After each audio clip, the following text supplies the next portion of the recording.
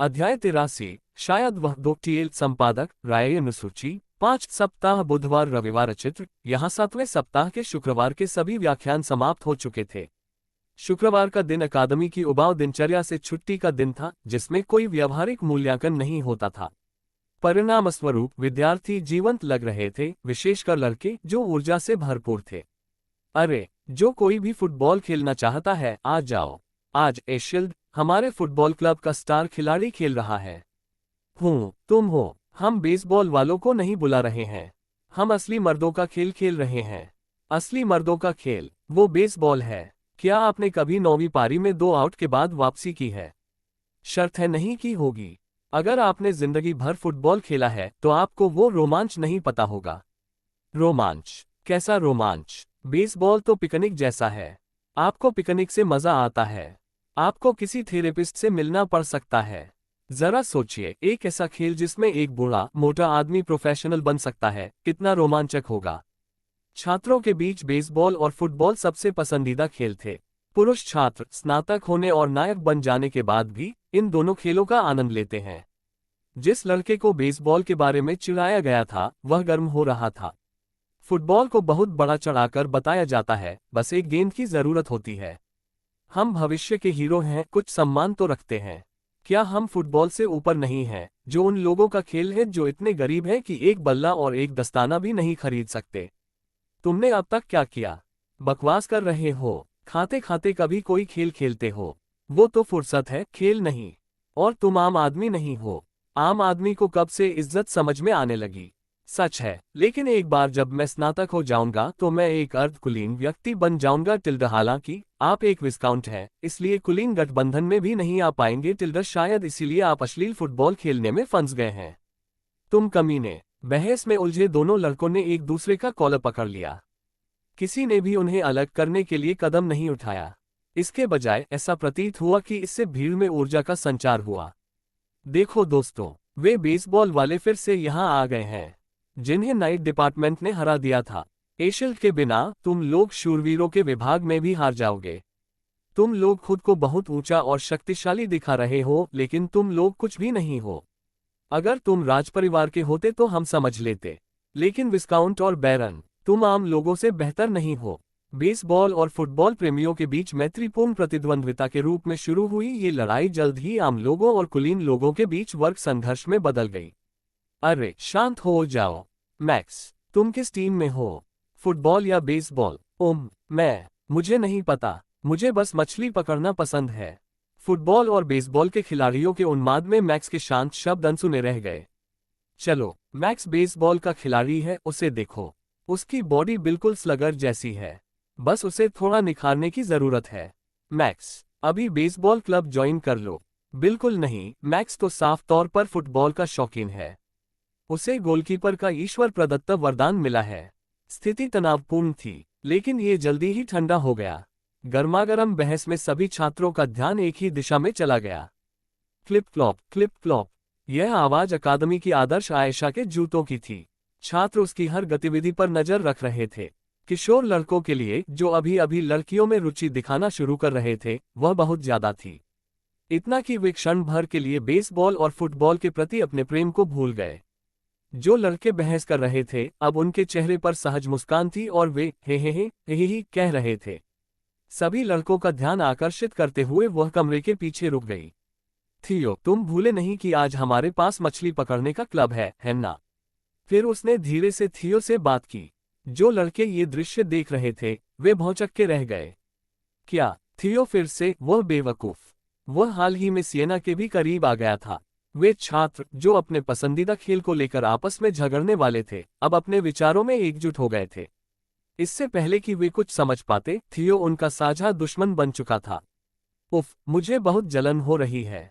उदास भाव से लड़कों ने थियो को देखा, फिर चले गए। आज की मछली पकड़ने वाली क्लब की बैठक अकादमी के पूर्व में स्थित कृत्रिम झील पर हुई।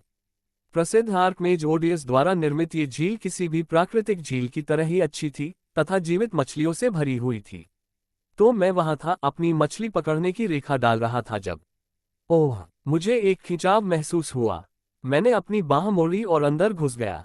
मछली पकड़ने वाली छड़ी के अंत में एक काप मछली थी जो मेरी बाह जितनी लंबी थी। वाह थियो, तुमने एक और मछली पकड़ ली। क्या तुम अभ्यास कर रहे थे? मैक्स ने मछली डालने के लिए एक टोकरी आगे बढ़ाई। नहीं, मैं अभ्यास नहीं कर रहा हूँ। धन्यवाद मैक्स, मैंने काप को टोकरी में डाल दिया। जादू निश्चित रूप से ऐसे समय में उपयोगी है। अभी मैं फोकस मंत्र का प्रयोग कर रहा हूँ।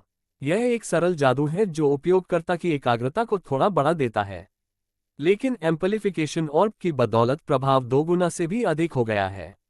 इसे उन्नत पर्यवेक्षक की आंख विशेषता के साथ मिलाएं और यह पूरी तरह से खेल बदलने वाला है। प्रवर्धन ओप ने जादू और गुणों दोनों को एक साथ बढ़ाया, जैसा कि मैंने उम्मीद की थी। सचमुच शीर्ष स्तर की कलाकृतियां अपने आप में एक अलग ही श्रेणी में थीं।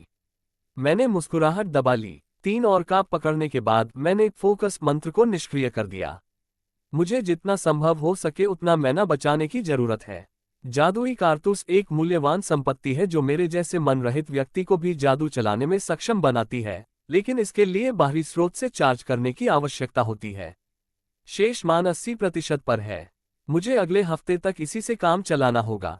मैं जादुई कारतूस में मैना को तब पुनः चार्ज कर सकता हूं जब वह समाप्त हो जाए, लेकिन दुर्भाग्यवश मेरा शरीर मैना से पूरी तरह रहित है। इसका मतलब यह है कि मुझे किसी और से इसका चार्ज लेना होगा, लेकिन रिचार्ज करने के लिए मुझे अपनी शर्त उतारनी होगी। ऐसा करने से अनिवार्य रूप से मेरे बाईं ओर का निशान उजागर हो जाता है। इस चिन्ह को बहुत अधिक लोगों को दिखाना बुद्धिमानी नहीं है। यदि लोगों को पता चले कि एक कुलीन परिवार के बच्चे ने छात्र रहते हुए टैटू बनवा लिया है तो वे क्या सोचेंगे? अगर यह बात बाहर आ गई तो मैं उन अफवाहों के बारे में सोचकर काम उठता हूं जो उड़ेगी। मेरी सावधानीपूर्वक बनाई गई प्रतिष्ठा को निश्चित रूप से नुकसान पहुंचेगा। खैर, मुझे लगता है मुझे सीरिया से मिलते रहना होगा, लेकिन अभी नहीं। मेरे पास बदले में उसे देने लायक कुछ भी नहीं है। ये सोचते हुए मैंने आयशा से कहा कि मुझे जाना होगा। आयशा ने झिझकते हुए मेरी ओर देखा। अभी ही जा रहे हो?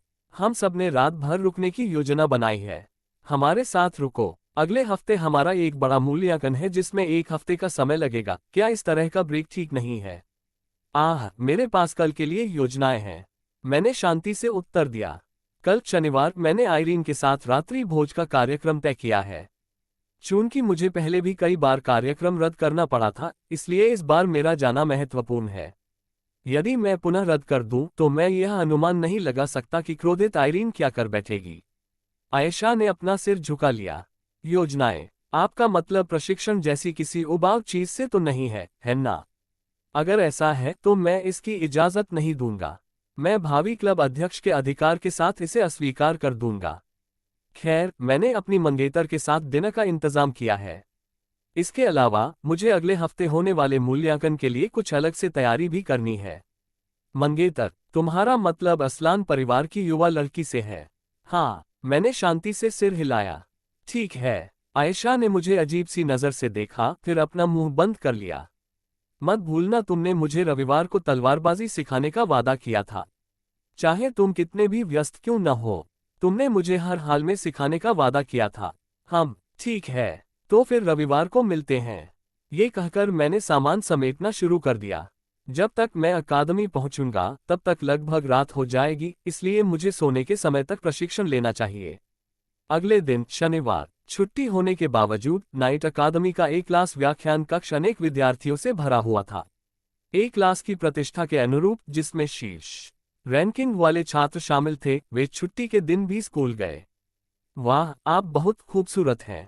आइरीन के बगल में बैठी मीना उसे देखकर आश्चर्यचकित हो गई। अपनी सामान्य उपस्थिति के विपरीत आइरीन आज मेकअप से सुसज्जित थी। उन्होंने बताया कि आज उनकी मंगेतर के साथ डेट है और ऐसा लग रहा था कि उन्होंने अपने रूप रंग पर कुछ ध्यान दिया है। मीना अपनी मुस्कान को दबा नहीं सकी। सच में? आइरीन ने मीना की ओर देखा, वह थोड़ा चौंक गई। बिल्कुल, आखिरकार यह मेरा काम है। मैं इससे प्रभावित हूँ। मीना ने आइरीन के चेहरे का निरीक्षण किया और फिर वह एक बड़ी मुस्कान के साथ फूट पड़ी। वास्तव में आइरीन न्यूनतम मेकअप के साथ भी निर्दोष दिखती है। आइरीन की त्वचा गोरी और दृढ़ है तथा वह मासूमियत की आभा बिखेरती है। इसलिए मोटी परतों के बजाय न्यूनतम मेकअप उनके आकर्षण को बढ़ाता है। वह पहले से ही सुंदर थी, लेकिन अब जो कोई भी आइरीन को देखेगा वह निस्संदेह उसे एक चमकदार सुंदरता की श्रेणी में रखेगा। सबूत के तौर पर कई पुरुष छात्र पिछले कुछ समय से आइरीन की ओर क्षण भर की नजरें चुरा रहे हैं। उनकी सीटें मध्य पंक्ति में हैं। आगे और पीछे दोनों पंक्तियों से लगातार निगाहें उन पर टिकी रहती हैं। जेकब, जिसने एक बार आयरीन से अपने प्यार का इजहार किया था, को अस्वीकार कर दिया गया था। उसने अपनी भावनाओं को सुलझा लिया था और अब ऐसा लगता है कि वह फिर से प्यार के जादू में फंस गया है और उसकी ओर शर्मीली निगाहों से देख रहा है। बिल्कुल सही, बिल्कुल सही। इस अवसर का लाभ उठाओ और उसे अपने पैरों से उड़ा दो। मीना खुशी से मुस्कुराए और आयरीन की पीठ पर थपथपाकर आश्वस्त किया। माफ करना, मैं एक दोस्त की शादी की तैयारियों में व्यस्त थी। आफ्टर पार्टी, मुझे नहीं पता उन्हें क्या कहते हैं। रात के 2 बजे क्रोशिया से फूल बुनना मजेदार था। एक तरह से भरा हुआ आदमी 3/5 चैप्पी का आनंद ले। यहाँ क्लिक करें। अध्याय 84, शायद वह 3 TL संपादक, राय अनुसूची, 5 सप्ताह बुधवार रविवार चित्र। यहाँ नाइट विभाग के महिला कक्ष में आयरीन घबराई हुई सी खड़ी थी। क्या मैं आज ठीक दिख रही हूँ? उसने खुद को आईने में देखते हुए सोचा। वह हमेशा की तरह लगभग वैसी ही दिख रही थी। उसने मेकअप से अधिक नाटकीय बदलावों की अपेक्षा की थी। अधिक लाल होंठ, अधिक आकर्षक आंखें, अधिक गोरी त्वचा। लेकिन मीना का मेकअप बहुत सूक्ष्म था। मुझे लगता है कि मैं और बेहतर काम कर सकता था। फिर भी मीना ने प्रयास किया था, इसलिए वह इसे स्वीकार करेगी। समय देखने पर उसने पाया कि अभी दोपहर के 3 बजे हैं। समय बहुत धीरे धीरे बीत रहा है। थियो से मिलने तक उसके पास अभी भी 3 घंटे थे। उन्होंने पास के एक नए रेस्तरां में डेट के लिए नाइट डिपार्टमेंट के मुख्य द्वार पर शाम 6 बजे मिलने की योजना बनाई। मैं उसे देखने के लिए बेताब हूँ। मुझे यकीन है कि थियो आज भी हमेशा की तरह खूबसूरत लग रहा होगा। इस विचार से उसके चेहरे पर एक उज्ज्वल मुस्कान आ गई, उसके होठों से एक हंसी निकल गई। सगाई के बाद यह उनकी पहली आधिकारिक मुलाकात थी। वह थियो से किसी माफी या स्वीकारोक्ति की उम्मीद नहीं कर रही थी। फिर भी उसने उसे वैसे ही स्वीकार करने का निर्णय लिया तथा धैर्यपूर्वक उसका इंतजार करती रही। आखिरकार उनकी लोकप्रियता के बावजूद वह उनकी मंगेतर थी और संभवतः वह व्यक्ति थी जो उनकी सबसे अधिक परवाह करती थी। आज मैं बस यही चाहता हूँ। एक साथ समय बिताने के विचार से ही वह खुश हो जाती थी। बस वे दोनों, सिर्फ हम दोनों, उसने ऊंची आवाज में कहा। उसके गालों में गर्माहट महसूस हुई। उसने जल्दी से अपने हाथ धोए और शौचालय से बाहर निकल गई। शनिवार होने के बावजूद मैं हीरो विभाग के प्रशिक्षण मैदान में अभ्यास कर रहा था। मैं पिछले दिन मछली पकड़ने वाले क्लब से जल्दी लौट आया था, लेकिन यह महत्वपूर्ण नहीं था। मैं क्लब की बैठकों में निष्ठापूर्वक भाग लेता रहा और सक्रिय रूप से भाग लेता रहा। उपक्वेस्ट, 2 या अधिक क्लबों में शामिल हों और सक्रिय रूप से भाग लें। इनाम, 2 दुकान सोने के सिक्के। मुझे यकीन था कि मैं खोज की आवश्यकताओं को पूरा कर लूंगा। मैं तलवार चलाने का अभ्यास कर रहा था, तभी आयशा प्रकट हुई। थियो, तुम यहाँ हो। आपसे मिलकर अच्छा लगा। मुझे आश्चर्य हुआ, वह कहाँ से आई थी? वह 2 दिन की यात्रा से थक गई होगी। क्या कोई जरूरी काम है? यह क्या है? क्या मतलब है तुम्हारा? मैं तलवारबाजी सीखने आया हूँ। मछली पकड़ने की यात्रा के बारे में क्या ख्याल है? मैंने सुना है कि आप 2 दिन और 1 रात के लिए गए थे। मैं इसके खत्म होते ही सीधे यहाँ आ गया। क्या ऐसा है? इसके बाद सीधे प्रशिक्षण मैदान पर आना प्रभावशाली है। हाँ, बिल्कुल। एक हीरो होने के नाते मुझमें सुधार की अंतहीन इच्छा होनी चाहिए। मैं सिर्फ इसलिए आराम नहीं कर सकता क्योंकि मैं थोड़ा थका हुआ हूँ। आप मुझे क्या समझते हैं? क्या आयशा हमेशा से ऐसी ही थी? मूल गेम में आयशा भले ही नीके और पील के सामने कमजोर पड़ गई हो, लेकिन वह अभी भी एक शीर्ष स्तरीय प्रतिभा थी। अंतर केवल इतना था कि उसने अपनी शारीरिक शक्ति बढ़ाने के लिए कोई प्रयास नहीं किया। उन्होंने शारीरिक प्रशिक्षण की अपेक्षा राजनीति और संबंध बनाने में अधिक ऊर्जा खर्च की। खैर, शायद यह संभव है, मैंने सोचा। मूल खेल की तुलना में कई लोगों का भविष्य बदल गया था। मैंने आयशा को करीब से देखा। वह आश्चर्यचकित होकर बोली, तो क्या आप मुझे तलवारबाजी सिखाएंगे या क्या? मेरा शरीर हिलने डुलने के लिए उत्सुक है और हमने अभी तक तय नहीं किया है कि कितने पाठ। बोलते समय वह अपने अंगों को इधर उधर घुमा रही थी। ठीक है, मैं समझ गया। इसलिए मैंने उसे तलवारबाजी सिखाई, लेकिन मैं निराश था। उसमें जरा भी सुधार नहीं हुआ है। दरअसल उसकी हालत पहले से भी बदतर हो गई थी। उसने ऐसा व्यवहार किया जैसे कि वह मुद्रा पूरी तरह भूल गई हो जो मैंने उसे पहले सिखाई थी। उसने मेरी ओर बड़ी बड़ी आंखों से देखा और पूछा, क्या मुझे इसे ऐसे ही पकड़ना चाहिए? तलवारबाजी सचमुच कठिन है। आज भी मुझे उसके शरीर को अपनी जगह पर रखते हुए उसकी मुद्रा को मैन्युअल रूप से ठीक करना पड़ा। एक संक्षिप्त ब्रेक के दौरान आयशा ने पूछा, आज आप अपने मंगेतर से डिनर पर मिल रहे हैं, है ना? हाँ, मुझे उम्मीद है कि तुमने अच्छी जगह चुनी होगी।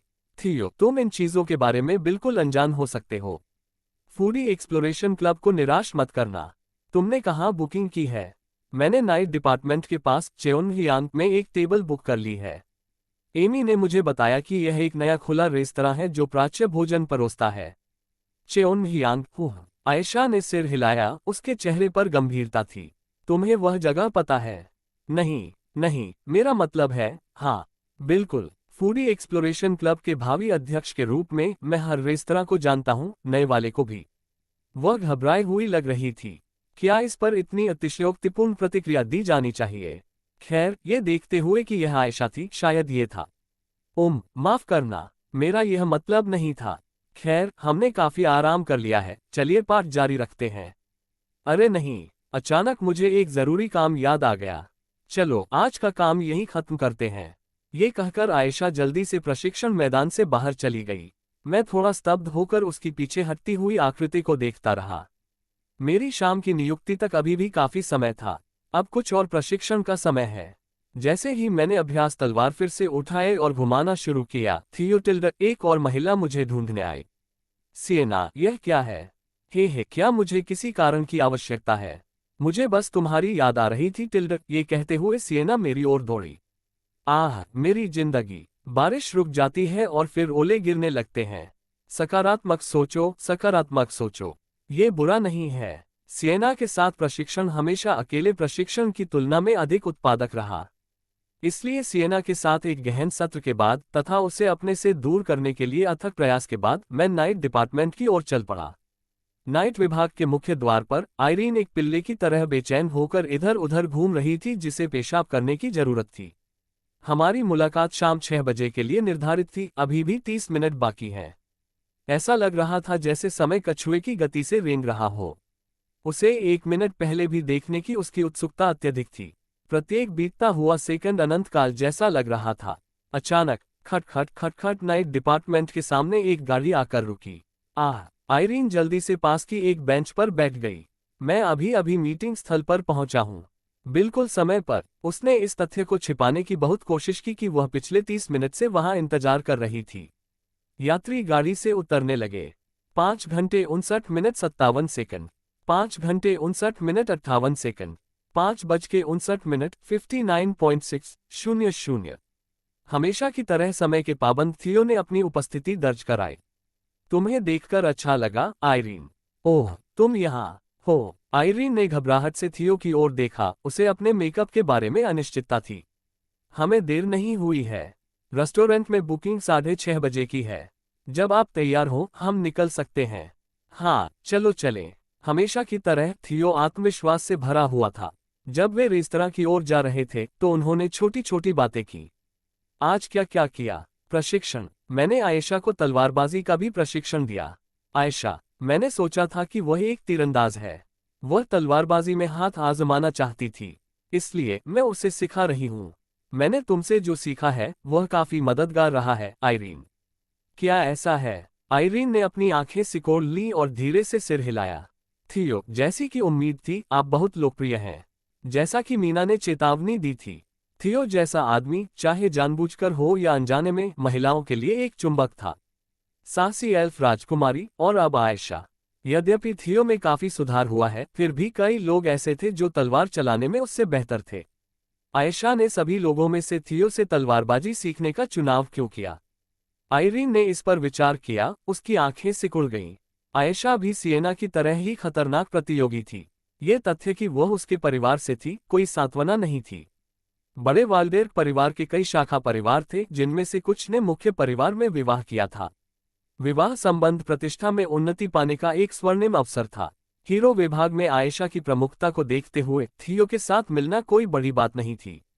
इसके अलावा थियो एक प्रतिष्ठित परिवार का उत्तराधिकारी और एक संभावित नायक था। उनके जैसे स्तर के व्यक्ति के लिए एक से अधिक पत्नियां रखना कोई असामान्य बात नहीं थी। मुझे चक्कर आ रहा है। उसके सिर में एक सुस्त धड़कन दौड़ गई। मुझे शांत रहना था। मैंने चीजों को धीरे धीरे करने का निर्णय लिया। वह फिर से चिंतित हो रही थी। इससे पहले कि वह उन्हें नियंत्रित कर पाती, शब्द निकल गए। आज मैं बहुत दयनीय हूँ। मैं उस योगिनी या आयशा जितनी सुंदर नहीं हूँ। वह इस बात से आश्चर्यचकित थी कि उसने अनजाने में क्या कह दिया था, लेकिन उसने अपने शब्द वापस नहीं लिए। उसका दिल दुख गया। उसे थोड़े से आश्वासन की भी आवश्यकता थी। वह बस असहाय भाव से थियो की ओर देखती रही। थियो आइरीन की ओर मुड़ा। नहीं। हुँ। आइरीन की आंखें आश्चर्य से चौड़ी हो गईं। थियो ने फिर कहा, तुम हमेशा सुंदर रहती हो आइरीन। उसकी लाल आंखें रात के आकाश की तरह चमक रही थीं। नाइसु थियो कुछ घंटों में 1 और आदमी 4/5 चैप्टी का आनंद ले। यहाँ क्लिक करें। अध्याय 85 शरारत 1 टीएल संपादक राय अनुसूची 5 सप्ताह बुधवार रविवार चित्र। यहाँ आइरीन के अंदर एक सिहरन दौड़ गई। माँ, मैं, तुम्हारा मतलब, मैं। आइरीन ने थियो की ओर देखा, उसकी आंखें चौड़ी और अनिश्चित थीं। हाँ। थियो ने हमेशा की तरह शांत और संयमित होकर सिर हिलाया, मानो उसके प्रश्न से वह उलझन में हो। मैं समझ गया। आइरीन थियो की नजरों से नजरें नहीं मिला पा रही थी। वह लाल हो गई और उसकी आंखें जमीन पर झुक गईं। आइरीन और मैं चेओनहियांग नामक रेस्तरां में गए, जहां हमने खाना खाने की योजना बनाई थी। एक समय ऐसा आया जब आइरीन चुप हो गई। उसके गाल, यहां तक कि उसके कान भी गुलाबी हो गए, और उसने अपनी निगाहें नीची कर रखीं। वह बीच बीच में मेरी ओर देखती रहती थी, लेकिन जब हमारी नजरें मिलती तो तुरंत नजरें फेर लेती थी। वह धीरे से मुस्कुराए, एक मुस्कुराहट जिसने किसी तरह मेरे मन को शांति दी। लेकिन उसके व्यवहार में अचानक ये परिवर्तन क्यों आया? क्या इसलिए कि मैंने कहा कि वह सुंदर है? वास्तव में बहुत कम महिलाएं ऐसी होती हैं जिन्हें ये कहा जाना पसंद नहीं कि वे सुंदर हैं। मैंने यह बात किसी छिपे इरादे से नहीं कही। आइरीन सचमुच सुंदर है। उसकी बातों से ऐसा लगता है कि वह सिएना और आयशा की तुलना में कम आकर्षक है, लेकिन ये दिखावे की बात नहीं है। क्या ये किसी अभिनेत्री की तुलना किसी आदर्श से करने जैसा है? यह एक व्यक्तिपरक मामला है। वस्तुगत रूप से आइरीन भी एक सुंदरी है। इन विचारों में खोए हुए ही चेओनहियांग नजर आया। आइरीन, हे, हाँ, क्या तुमने मुझे बुलाया था? चौंक कर आइरीन, जो नीचे देख रही थी, ने उत्तर दिया। हम लगभग पहुंच ही गए हैं। यह एक रेस्टोरेंट है जहां पूर्वी साम्राज्य का एक शेफ है। क्या आपको पूर्वी खाना पसंद है? मैं कुछ भी खा सकता हूँ। यह अच्छी बात है। आखिरकार ईस्टर्न एम्पायर का खाना मसालेदार, नमकीन और तेलयुक्त होता है। मुझे उम्मीद है कि यह आपको पसंद आएगा। मुझे कुछ भी पसंद है। आइरीन ने हल्की सी मुस्कान दी, फिर भी मेरी नजरों से बचती रही। 1 मिनट बाद थियो और आइरीन चेओनहियांग पहुंचे, जहां उन्होंने रात का भोजन करने की योजना बनाई थी।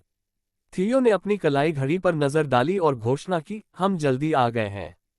चलो अंदर चलें। हाँ। थियो और आइरीन रेस्तरां में दाखिल हुए। कुछ ही देर बाद 3 लड़कियां, जो छात्राएं लग रही थीं, उनके पीछे रेस्तरां में आ गईं।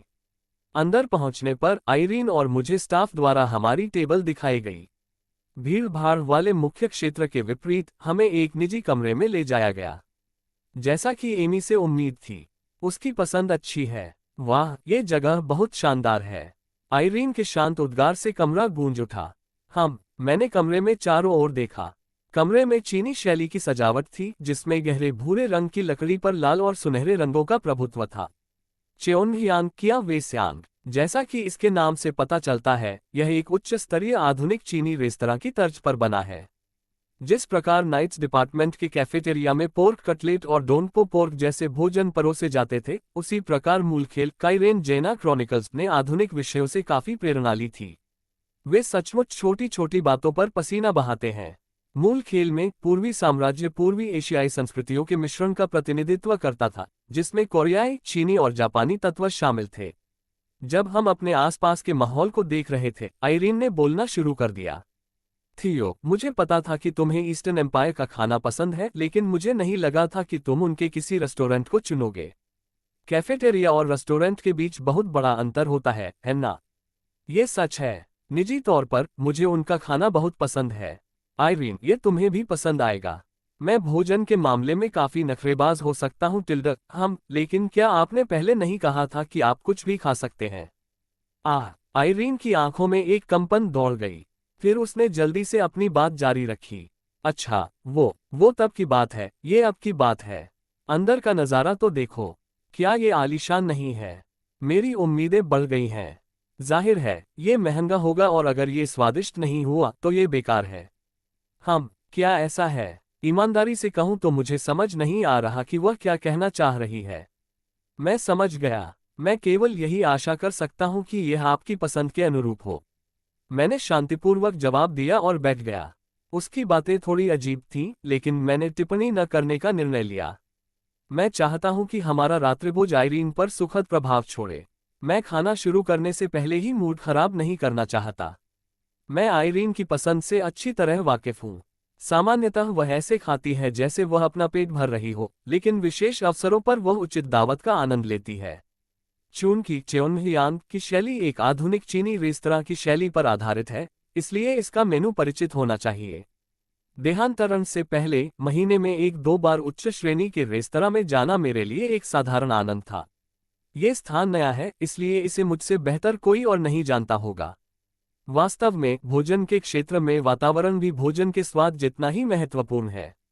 वातावरण परीक्षण में सफल हो गया। हे, इसका स्वाद भी निश्चित रूप से प्रभावित करेगा। भविष्य में इस स्थान पर कई उल्लेखनीय व्यक्ति आएंगे। जब मैं ये सोच ही रहा था कि दरवाजे पर दस्तक हुई।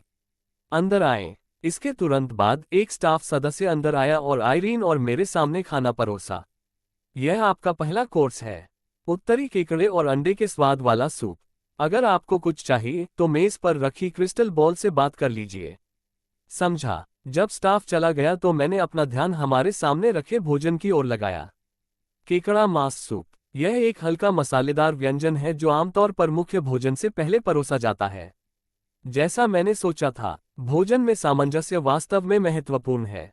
जबकि मुख्य व्यंजन का विशेष महत्व होता है, एपेटाइजर इस मामले में केकड़े के मांस का सूप भी महत्वपूर्ण भूमिका निभाता है।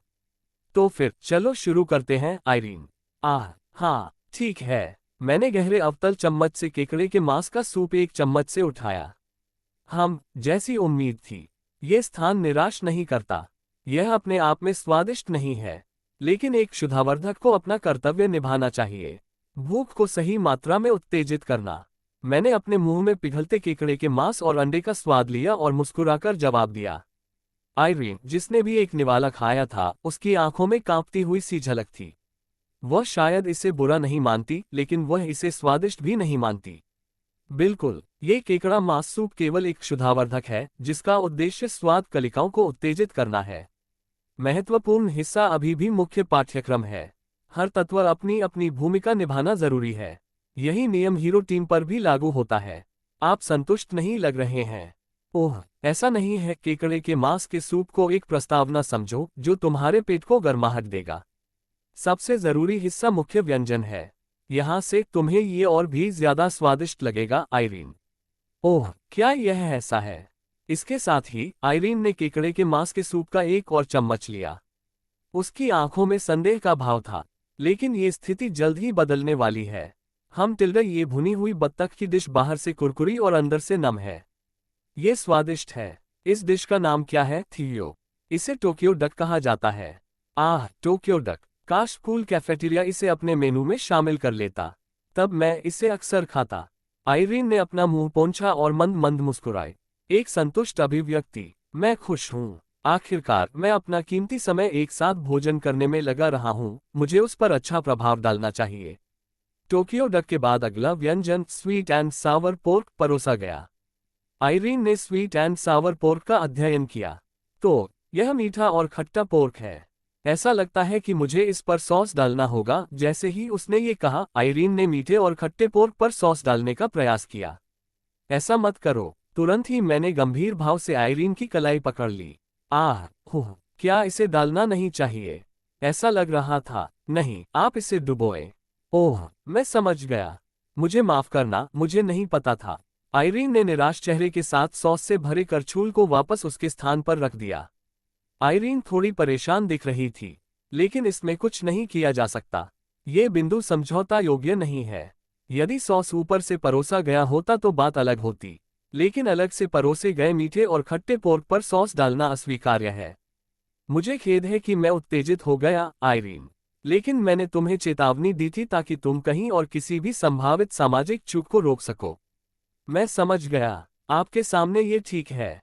धन्यवाद, थियो। आइरीन ने मेरी ओर देखा और शर्मीली मुस्कान दी, और इस तरह हमने पुनः गर्मजोशी और मैत्रीपूर्ण माहौल में खाना शुरू कर दिया।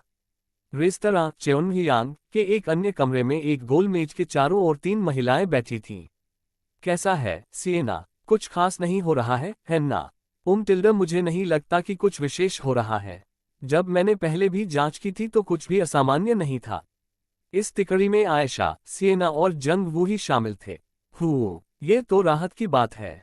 खैर, कृपया उन पर नजर रखना जारी रखना। हे, भले ही आपने नहीं पूछा हो, हम निश्चित रूप से पूछेंगे। समझा, महान। आयशा मुस्कुराए। तब हाँ, सिएना से एक संक्षिप्त शब्द। आयशा की आंखें आश्चर्य से चौड़ी हो गईं। क्या हुआ? सिएना ने ठंडे स्वर में बताया। थियो ने उसकी कलाई पकड़ ली, काफी मजबूती से। 5/5 चप्पी का आनंद ले। यहाँ क्लिक करें। अध्याय 86, शरारत 2। आयशा की आंखें चमक उठीं। तो उसने उसकी कलाई पकड़ ली? हाँ। क्या? उसने क्या कहा? आयशा ने आंखें फैलाकर चिंतित स्वर में पूछा। उसने उसे बस मजबूती से पकड़ रखा था। उसने कुछ कहा, लेकिन सिल्फी समझ नहीं पाए। वह इतनी शर्मीली क्यों लग रही है? क्या मैं अब और यह नहीं देख सकता? मैं थक गया हूँ। सिल्फी को भी आराम की जरूरत है। द्रर सिएना गुस्से से अपनी सीट से उठ खड़ी हुई। आप कहाँ जा रहे हैं? स्पष्ट बात क्यों पूछ रहे हो? मैं वहां जा रहा हूं जहां थियो और वह महिला है। सिएना दरवाजे की ओर बढ़ी। नहीं, आप ऐसा नहीं कर सकते।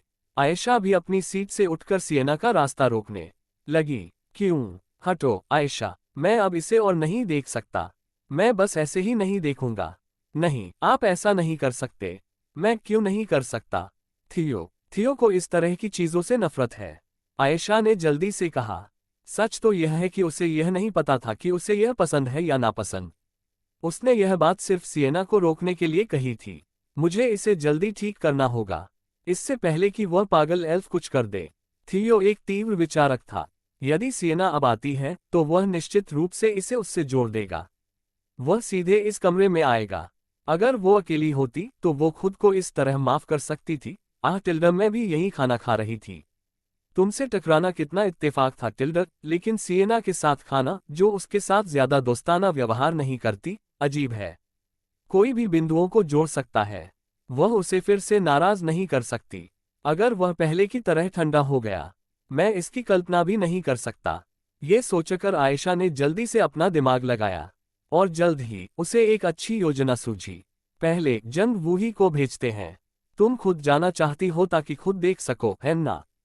तो पहले जंग वूही को भेजते हैं। अगर जंग वूही है तो वो किसी आत्मा की तरह इतने करीब से देख सकती है। ये कहने के बाद आयशा ने जंग वूही की ओर देखा। उसकी आंखें मदद की गुहार कर रही थीं। ठीक है। जंग वूही ने शांति से अपना सिर हिलाया। वह भी उत्सुक थी। पैगंबर, मुझे नहीं पता था कि थियो ऐसा था। उसे इस बात पर विश्वास करना कठिन लगता है। तो मैं तुरंत चला जाऊंगा। जंग वूही अपनी सीट से उठकर आयशा और सिएना की नजरों से मिली। हाँ, सिएना, क्या तुम्हें इससे कोई परेशानी नहीं? चलो अभी शांत हो जाओ। हमें एक योजना चाहिए। बिना योजना के उनके कमरे में घुसने से कुछ हासिल नहीं होगा। उफ, ठीक है, मैं थोड़ा इंतजार करूंगा, लेकिन ज्यादा देर मत करना। मुझे तुम्हारी तरह महकने वाले ज्यादा पसंद नहीं हैं। सिएना ने सिर हिलाया और अपनी सीट पर वापस आ गई। ठीक है। चरमराहट जंग वूही कमरे से बाहर निकल गया। केवल मुख्य भोजन और मिठाई ही बची थी। भोजन के लिए विकल्प थे जजांगम्यो, काले सेम की चटनी में नूडल्स, जजम्पेपोंग, मसालेदार समुद्री भोजन, नूडल्स और फ्राइड राइस। क्या अच्छा होगा थियो? मैं तले हुए चावल से परिचित हूँ, लेकिन मुझे नहीं पता कि जजांगम्यो और जजम्पेपोंग क्या है। आइरीन ने आशा भरी निगाहों से मेरी ओर देखा। अच्छा विकल्प क्या होगा? जजांगम्योन संभवतः सबसे अच्छा विकल्प है क्योंकि आइरीन अक्सर पास्ता खाती है। जम्पेपोंग मसालेदार होता है और इस बात की संभावना है कि सूप उसके सफेद कपड़ों पर गिर जाए। मुझे लगता है कि जजांगम्योन तुम्हें पसंद आएगा आइरीन। हम दोनों जजांगम्योन खाएंगे। मैं वेटर की ओर मुड़ा, जो विनम्रतापूर्वक पास में हाथ जोड़े खड़ा था। समझ गया सर, हम इसे तुरंत तैयार कर देंगे। वेटर ने झुककर कमरे से बाहर निकल गया। बहुत खूब, क्या बात है आइरीन, ये तो बहुत प्रभावशाली है। मुझे लगा था कि तुम भी मेरी तरह हो, लेकिन तुम तो बहुत कुछ जानते हो। क्या तुमने खुद कभी इस तरह के खाने के बारे में सोचा है? हाँ, बेशक मैंने इसकी खोज नहीं की। मैं इसके बारे में जीवन भर जानता रहा हूँ। मेरा आंतरिक स्व इन छात्रों से कम 10 वर्ष अधिक जीवित रहा है। सच कहूं तो मुझे ऐसी रात की उम्मीद नहीं थी। खाना स्वादिष्ट है, माहौल अद्भुत है। मैं खुश हूँ। आइरीन मुस्कुराई, उसके गाल लाल हो गए। लेकिन इससे मैं और भी दुखी हो जाता हूँ, क्योंकि मैं इस खुशी के बारे में निश्चित नहीं हो सकता। आइरीन की मुस्कान क्षण भर के लिए फीकी पड़ गई। क्या बात, तुमने उस समय अकादमी में प्रवेश करने से पहले तुमने क्या किया था? तुमने माफी नहीं मांगी। मैं भावशून्य भाव से आइरीन को देखता रहा। ऐसा लग रहा था जैसे वह किसी भी क्षण फूट फूट कर रोने लगेगी। उसके हल्के गुलाबी होठों पर एक शोकपूर्ण मुस्कान खेल रही थी। क्या आपका मतलब है, उस समय? हाँ, वाल्डेर के एस्टेट के पास वाले जंगल में। अब तुम बहुत ही शानदार ढंग से बदल गए हो। सच कहूं तो मुझे खुद से नफरत है कि मैं ये सोच रहा था कि इसका उससे कोई संबंध है। मुझे तुम पर भरोसा करना चाहिए। बोलते समय आइरीन की आवाज टूट गई। मैंने धैर्य रखने की कोशिश की, लेकिन ये बहुत मुश्किल है। मैं थोड़ा सा भी सुनना चाहता हूँ। मैं यह नहीं कह रहा कि आपको माफी मांगनी चाहिए या अपनी सारी गलतियां यहाँ स्वीकार करनी चाहिए। बस इतना कि थोड़ा आराम मिले।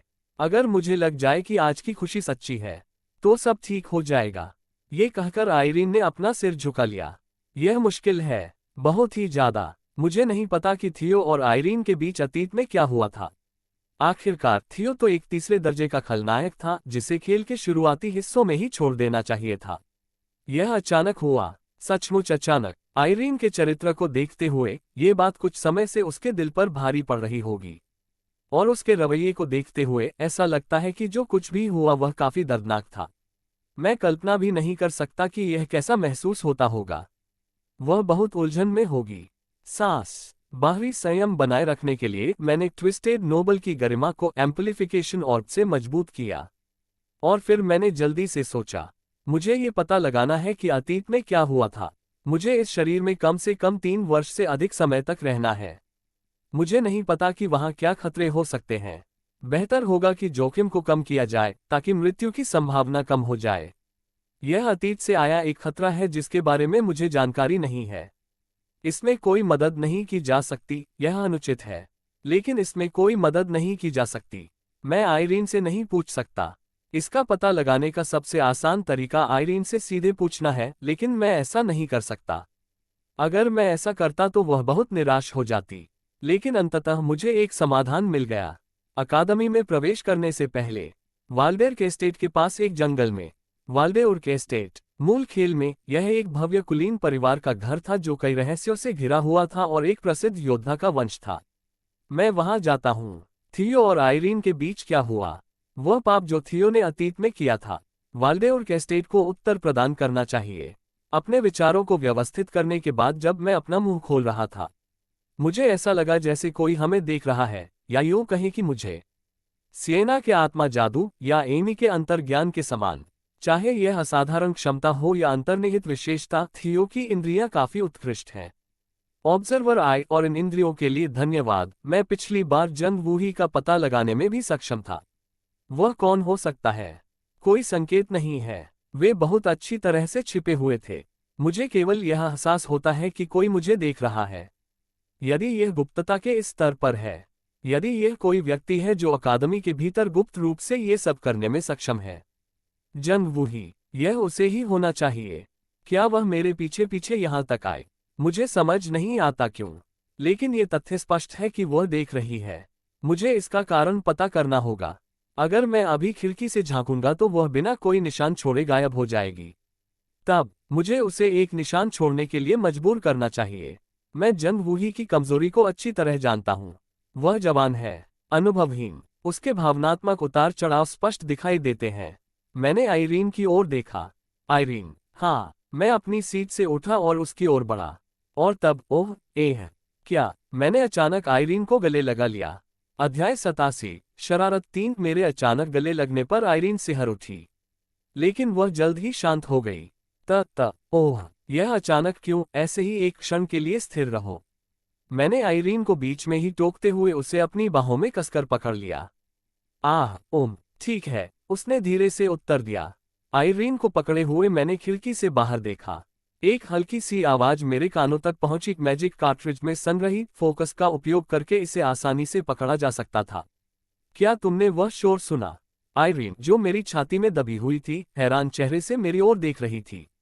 ऐसा लगता है कि आइरीन ने भी यह सुना है। लानत है, जंग वूही। एक हत्यारे से ऐसी गलती। बाहरी तौर पर शांत रहते हुए मैंने उत्तर दिया, रिन, मैंने कुछ नहीं सुना। आह अच्छा, रिन यह उपनाम था जिससे उसके दोस्त कभी कभी उसे बुलाते थे। ऐसा प्रतीत होता है कि उसके मन में अभी भी इसके प्रति नरमी है, क्योंकि उसने आसानी से इसका अनुपालन कर लिया। मैंने आइरीन को और भी कसकर गले लगा लिया, जिससे उसके लिए अपना सिर उठाना भी असंभव हो गया, और मैंने अपनी दृष्टि खिड़की पर केंद्रित कर दी। जल्द ही काले बाल दिखाई देने लगे। इसके बाद भूरी आंखों वाली एक युवा लड़की का चेहरा दिखाई दिया। ये जंग वूही था। मुझसे नजरें मिलाते ही उसके चेहरे पर आश्चर्य का भाव आ गया। शरारत से मुस्कुराते हुए मैंने उसकी ओर सिर हिलाया। वह शीघ्र ही दृष्टि से ओझल हो गई। लगभग 5 मिनट बाद मैंने आइरीन को छोड़ दिया। उसने मेरी ओर देखा, उसका चेहरा, गर्दन और कान सब गुलाबी हो गए थे। थियो, हाँ, क्या तुम सचमुच सोचते हो कि एक झप्पी से मैं तुम्हारे प्यार में पड़ जाऊंगी? मैंने धीरे से अपना सिर हिलाया। बिल्कुल नहीं, लेकिन मैं बस तुम्हें गले लगाना चाहता था आइरीन। मुझे नहीं लगा कि यह ज्यादा आगे बढ़ना होगा, लेकिन तुम्हें मुझे पहले ही चेतावनी देनी चाहिए थी। इतना आश्चर्य, क्या एक मंगेतर का अपनी मंगेतर को गले लगाना गलत है? मेरा यह मतलब नहीं है, आइरीन ने धीमी आवाज में जवाब दिया। मैंने उस पर स्थिर दृष्टि बनाए रखी। अतीत एक ऐसी चीज है जिसका हमें सामना करना ही होगा। मैंने कभी भी इसे कायरता की तरह नजरअंदाज करने की योजना नहीं बनाई थी। अगर ऐसा है तो, आइरीन की आंखें प्रत्याशा से चमक उठीं। लेकिन अभी समय नहीं है, रिन।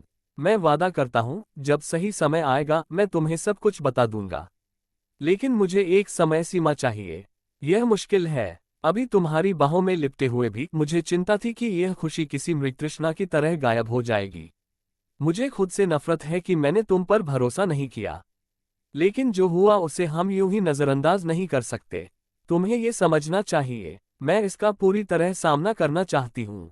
आइरीन की निगाहें दृढ़ थीं। यह ऐसी बात नहीं है जिसे हम नजरअंदाज कर सकें। लेकिन मुझे अभी भी नहीं पता कि वह घटना क्या थी। मैंने अपना दिमाग खपाया। सबसे पहले, सेमेस्टर के दौरान इसे हल करना असंभव था। एलेनिया अकादमी और वाल्डेर के एक दूसरे से काफी दूर हैं। और चूंकि मुझे ये भी नहीं पता कि क्या हुआ, इसलिए मैं यह नहीं बता सकता कि इसे सुझाने में कितना समय लगेगा। लेकिन अभी के लिए मुझे उसे आश्वस्त करने के लिए एक निश्चित समय सीमा निर्धारित करनी चाहिए। हाँ, क्या समस्या है?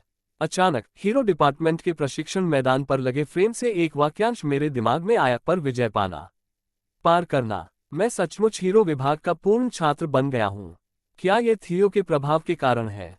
मैंने आइरीन से नजरें मिलाईं और कहा, अगले साल इसी समय तक, ज्यादा से ज्यादा, मैं सब कुछ बता दूंगा। क्या तुम तब तक इंतजार कर सकती हो, रिन? हमारे बीच सन्नाटा छा गया। जब हमारा भोजन लाया गया तब भी आइरीन चुप रही, उसकी आंखें दुख से भरी हुई थीं। अंततः वह बोली, ठीक है, अगले साल तक। भले ही यह कठिन हो, भले ही मैं परेशान हूँ, भले ही मुझे रोने का मन हो, मैं इसे सहन कर लूंगा, थियो। धन्यवाद, बस मुझे ज्यादा देर तक इंतजार मत करवाओ, ठीक है? अपनी उंगली से आंसू पोंछते हुए आइरीन मुस्कुराने में कामयाब रही, वह हृदयस्पर्शी मुस्कान जिसे मैं जान गया था। समझ गया, रिन। मैं पीछे मुड़ गया, मुझे डर था कि कहीं मैं भी वैसी ही मुस्कान न दिखा दूं।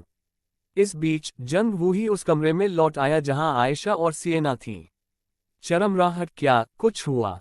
क्या हुआ? चिंतित आयशा और उत्तेजित सिएना ने उस पर सवालों की बौछार कर दी। शांतिपूर्वक जंग वूही ने उत्तर दिया, वे गले मिल रहे थे। ओह, तुमने कहा था कि वे एक दूसरे को गले लगा रहे थे, है ना? हे आयशा, मैंने तुमसे क्या कहा था? आह, अब मुझे मत रोको। सिएना भावशून्य चेहरे के साथ अचानक खड़ी हो गई। इंतजार। आयशा को आभास हो गया था कि कुछ बहुत गलत है। वह जानती थी कि सिएना अब नियंत्रण से बाहर हो गई है। अपनी वर्तमान स्थिति में एल्फ राजकुमारी एक जंगली घोड़े की तरह थी जिसकी लगाम टूट गई थी। यदि सिएना थियो और आइरीन के कमरे में घुस आए, जैसा कि वह भी है, तो ये स्पष्ट है कि क्या होगा। सिएना सब कुछ उगल देगी और वह निश्चित रूप से मुसीबत में पड़ जाएगी। और थियो अपने पुराने ठंडे रवैये पर लौट आएगा। इसके बावजूद सिएना दृढ़ निश्चय रही। रुको, तुम्हारा क्या मतलब है? मैं सही था, है ना? उसने आज मेकअप भी किया था, जो वो कभी नहीं करती। मुझे ये सब पूरा करना ही होगा, चाहे इसके लिए मुझे महान जंगल के योद्धाओं को ही क्यों न बुलाना पड़े। ये कहकर सिएना दरवाजे की ओर बढ़ी। आयशा ने तेजी से पीछे से सिएना को अपनी बाहों में भर लिया। सिएना, रुको, जैसा कि हमने पहले चर्चा की थी, हमें अपनी रणनीति बनानी होगी। क्या तुम सहमत नहीं हो? मुझे नहीं पता, मैं अब ऊब गया हूँ। मैं परेशान हूँ। कम से कम मुझे उस चालाक औरत को पकड़ना है। हताश होकर आयशा ने सिएना को कसकर पकड़ लिया। नहीं, सुनो, आइरीन थियो की मंगेतर है। उनकी सगाई हो चुकी है, गले लगना कोई असामान्य बात नहीं है। नहीं, वे गले नहीं मिल सकते। मेरी इतनी मदद के बावजूद उसने मुझे एक बार भी गले नहीं लगाया। जितना मैं इसके बारे में सोचता हूँ, उतना ही गुस्सा आता है। मैं थियो को भी नहीं छोड़ूंगा, भले ही इससे द ग्रेट फॉरेस्ट और वाल्डेर के बीच झगड़ा भड़क जाए। सांस। आयशा ने गहरी सांस ली और अपना मन बना लिया। बस स्वेच्छा से खुद को समर्पित कर देना। जब आइरीन और मैंने मिठाई खत्म की, तो हम कमरे से बाहर निकले, जहां हमें 3 चौकस महिलाएं मिली, आयशा, सिएना और जंगवूही। मैं तुरंत स्थिति समझ गया। आयशा जंगवूही को लेकर आए और सिएना भी उसके साथ चली गई। जब मैं उन्हें शांति से देख रहा था, तो सिएना खिलखिलाते हुए मेरे पास आए। थियो, तुम उसके साथ क्या कर रहे थे? हम खाना खा रहे थे। मैंने तुरंत एम्पलीफिकेशन ऑर्ब का उपयोग करके ट्विस्टेड नोबल की गरिमा को बढ़ाया, क्योंकि सिएना की गति को हल्के में नहीं लिया जा सकता था। लेकिन अब मैं पीछे नहीं हट सकता। आइरीन अभी अभी शांत हुई थी, मैं उसे फिर से उलझन में नहीं डालना चाहता था। जंगवूही की तरह आइरीन भी भावनात्मक उतार चढ़ाव वाली एक युवा लड़की थी, उसकी भावनाएं हवा की तरह तेजी से बदल सकती थीं। सिएना ने अपनी जांचती हुई निगाहें आइरीन और मुझ पर घुमाईं। तुमने कभी मेरे साथ अकेले खाना नहीं खाया, और अगर तुम यहाँ खाना खाने आए थे, तो तुम एक दूसरे को गले क्यों लगा रहे थे? क्या एक छात्र के रूप में भी अपनी मंगेतर को गले लगाना सामान्य बात नहीं है? और ऐसा भी नहीं है कि हमने ये सब सार्वजनिक रूप से किया हो। तुम्हारा सोचने का तरीका बहुत अजीब है, सिएना। क्या तुमने कहा? दोबारा कहो, मुझे लगता है मैंने गलत सुना। मैंने कहा था कि तुम्हारा सोचने का तरीका बहुत अजीब है, सिएना। मुझे अपनी बात दोहराने पर मजबूर मत करो, और ऐसी सार्वजनिक जगह पर अपनी आवाज ऊंची मत करो। ये शर्मनाक है। मैंने आइरीन का हाथ पकड़ा और सिएना के पास से चला गया। मैं महसूस कर सकता हूं कि सिएना मेरे कंधे पर गुस्से से कांप रही है। क्या मैं बहुत आगे निकल गया? लेकिन मेरे पास कोई विकल्प नहीं है। सिएना को अपनी बात समझने के लिए ऐसा कुछ सुनने की जरूरत है। बेशक उसका अप्रत्याशित और आत्मा अवशोषित व्यक्तित्व मुसीबत का कारण बन सकता है। वह अचानक मेरा अपहरण कर सकती है या मुझ पर दबाव डालना शुरू कर सकती है। लेकिन मैं अब और पीछे नहीं हट सकता। यह आइरीन की हाल ही में बहाल हुई मानसिक शांति को खतरे में डालने से बेहतर था। इसके अलावा मुझे संदेह था कि सिएना मुझे चोट पहुंचाएगी। जैसे ही मैं सिएना के पास से गुजरा, कांपती हुई आयशा आगे बढ़ी। अध्याय 88, किशोर आत्मा जैसी गंध। एक मैं थियो। आयशा मेरे सामने कांपती हुई खड़ी थी। मैंने उसकी ओर उदासीनता से देखा। ये स्पष्ट है कि आयशा आगे क्या कहेगी। वह संभवतः लापरवाही से मुझे परेशान करने के लिए माफी मांगेगी। आयशा ने अपना सिर नीचे झुका लिया और अपने होंठ गीले कर लिए।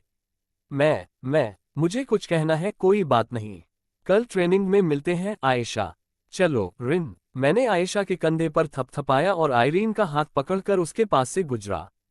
मैं उसकी निगाहें अपने सिर के पीछे महसूस कर सकता था। आयशा शायद मेरी ओर हैरानी भरी नजरों से देख रही है। सच कहूं तो मैं ज्यादा परेशान नहीं था। आयशा के कृत्य को वास्तव में पीछा करना नहीं माना जा सकता। अगर कोरियाई उम्र में गिना जाए तो उसकी उम्र 16 साल या 17 साल है। ये किसी हाई स्कूल के नए छात्र की प्यारी शरारत लगती है। इसके अलावा मैंने आइरीन का विश्वास भी जीत लिया है, भले ही थोड़े समय के लिए, इसलिए चीजें ठीक रहीं। जहां तक जंगवूही की बात है, आयशा उसे साथ लेकर आई थी, इसलिए अंत में आयशा वास्तव में एक बड़ी मदद थी। लेकिन मुझे पीछा किए जाने की आदत हो गई है। ये सब सिएना की वजह से है। इससे पहले कि मैं ये समझ पाती, मैं सिएना के लगातार पीछा करने की आदी हो चुकी थी। लेकिन ये जल्द ही खत्म हो जाएगा। जब तक मैं दिव्य पशु आत्माओं के शिकारी को चैलोन के पास फॉस्पिटल दर्रे में सोता हुआ पाल लूं, जो अगले सोमवार को 8वें सप्ताह के व्यावहारिक मूल्यांकन का स्थान है, तब तक सब कुछ समाप्त हो चुका है। इससे पहले मुझे कुछ मुद्दों पर ध्यान देना होगा। मुझे अकादमी में बचे हुए टनिंग व्हाइट चूहों से निपटना है। मुझे ये देखना है कि उन्होंने कितनी प्रगति की है। रोक चीजों को संभालने में बहुत अच्छा है। अब तक तो उसे कुछ प्रगति कर लेनी चाहिए थी। आज शनिवार है, सप्ताहांत। वह प्रोफेसर के ऑफिस की बजाय अपने कमरे में होगा। मैंने जंग वूही को, जो मुझे अजीब नजरों से देख रहा था, एक हल्की सी मुस्कान दी और आइरीन के साथ रेस्तरां से बाहर निकल गया। मैंने नाइट डिपार्टमेंट के सामने आइरीन से अलग होने की योजना बनाई। अच्छा थियो, तुम्हें पता है हम अलग होने वाले हैं। और आइरीन शर्मा गई, नीचे देखने लगी और घबराहट से अपनी लंबी सफेद उंगलियों को घुमाने लगी। वह ऐसा व्यवहार क्यों कर रही है? आज का दिन तो बहुत अच्छा बीत गया। मुझे नहीं पता कि वह और क्या चाहती होगी। हम तो जोर से बोलो रिन, मैं तुम्हें ठीक से सुन नहीं पा रहा हूं। खैर, तुम्हें पता है, जब प्रेमी अलग होते हैं तो वे आमतौर पर गले मिलते हैं। क्या यही था? मैंने सावधानी से चारों ओर देखा। इस शनिवार की शाम नाइट डिपार्टमेंट का सामने का हिस्सा खचाखच भरा हुआ था। स्वाभाविक रूप से हमने बहुत ध्यान आकर्षित किया क्योंकि आइरीन और मैं दोनों ही काफी ध्यान देने योग्य थे। एक आलिंगन, लानत है। बेशक थियो और आइरीन की सगाई हो चुकी है, इसलिए उनका रिश्ता प्रेमियों जैसा है। मैंने उसे केवल जंग वूही की कमजोरी का फायदा उठाने के लिए गले लगाया था। ऐसा इसलिए नहीं था कि मैं उससे प्यार करता था। मुझे नहीं पता था कि 3 साल बाद जो कुछ होगा, मैं उससे बच पाऊंगा या नहीं। नहीं, मैं उससे पहले ही मर सकता हूं। आइरीन केवल 16 वर्ष की है और उसका भविष्य उज्ज्वल है। यदि उसका प्रेमी अचानक मर जाए या किसी कारणवश गायब हो जाए तो वह अपना शेष जीवन कैसे जिएगी? यद्यपि पारस्परिक रूप से लाभकारी साझेदारी आदर्श होगी, लेकिन मैं इस लगभग रोमांटिक रिश्ते के प्रति उत्सुक नहीं हूं। हम अभी भी इतने करीब नहीं हैं। आज जो हुआ वह एक दुर्घटना थी। निश्चित रूप से, अगर मैं आइरीन की इच्छा पूरी कर दूं और उसे गले लगा लूं, तो शायद उसका मुझ पर भरोसा और गहरा हो जाए। लेकिन मैं ऐसा व्यक्ति नहीं बनना चाहता जो इस तरह से उसका पक्ष जीत ले। मैं आइरीन को नापसंद नहीं करता, लेकिन मैं इस समय उसका अनुरोध स्वीकार नहीं कर सकता। बहुत सारे लोग देख रहे हैं रिन। मैंने आइरीन के कंधे को धीरे से थपथपाते हुए चुपचाप अपना इनकार व्यक्त किया। ओह, ठीक है। दरअसल मैंने यह बात इसलिए उठाई क्योंकि मैंने दूसरे जोड़ों को ऐसा करते सुना है। मेरा मतलब यह नहीं था कि तुम्हें मुझे गले लगाना चाहिए। आइरीन ने जल्दी से अपने हाथ हिलाकर मुस्कुराने की कोशिश की। फिर मिलते हैं। आज के लिए शुक्रिया रिन।